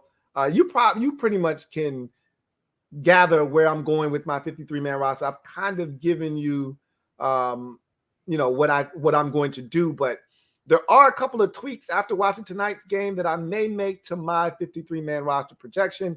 I'll do some more homework, and I'll give you my 53-man roster projection. I've never gotten all 53 right. The closest I've ever been was getting 48 out of 53. No, 49. I've gotten 49 out of 53 before, so I'd love to hit 50 this year. Now, I think it's very possible that I could do it this year. I feel good about it, but we'll see. We will see. So, in any event, I do have another super chat here from Barry Curtis. Double up. Thank you for doubling up, Barry Curtis. Greatly appreciate you. My guy, Barry, writes, do you believe Reeves makes the team? I hope he does. Thought he was really good at free last year. I just talked about, it's funny you bring that up. I just talked about, maybe making some changes. He's one of the guys that I'm looking at and I'm saying, I don't know, man. I don't know. You was out there with Joe Walker tonight for a very long time. You were out there with Jordan Kuznick and Joe Walker and a host and slew of other guys that have zero chance of making this football team. I don't know, man. I don't know. I came into camp thinking he was a lock. That there was no way that the rookie was going to unseat him. He'd be a practice squad guy. And both of them might be on the practice squad. Neither one of them might make the team, him or Derek Forrest, who's currently injured. They might put Derek Forrest on IR. Who knows? Just so they don't have to deal with him this year. Either way, I'm not sure. I ain't gonna lie to you. I don't know. I'm gonna tell you this. In my mind right now, it ain't looking good for the kid. But we'll see. We will see. That's going to do it for me, your man, Louie T. Get off the bench and get in the game and kick it with me, your man, Louie T. Until next time, I thank you guys for joining me. I'm so glad the preseason is over. Cheers to that. See you guys next time. Have a good one.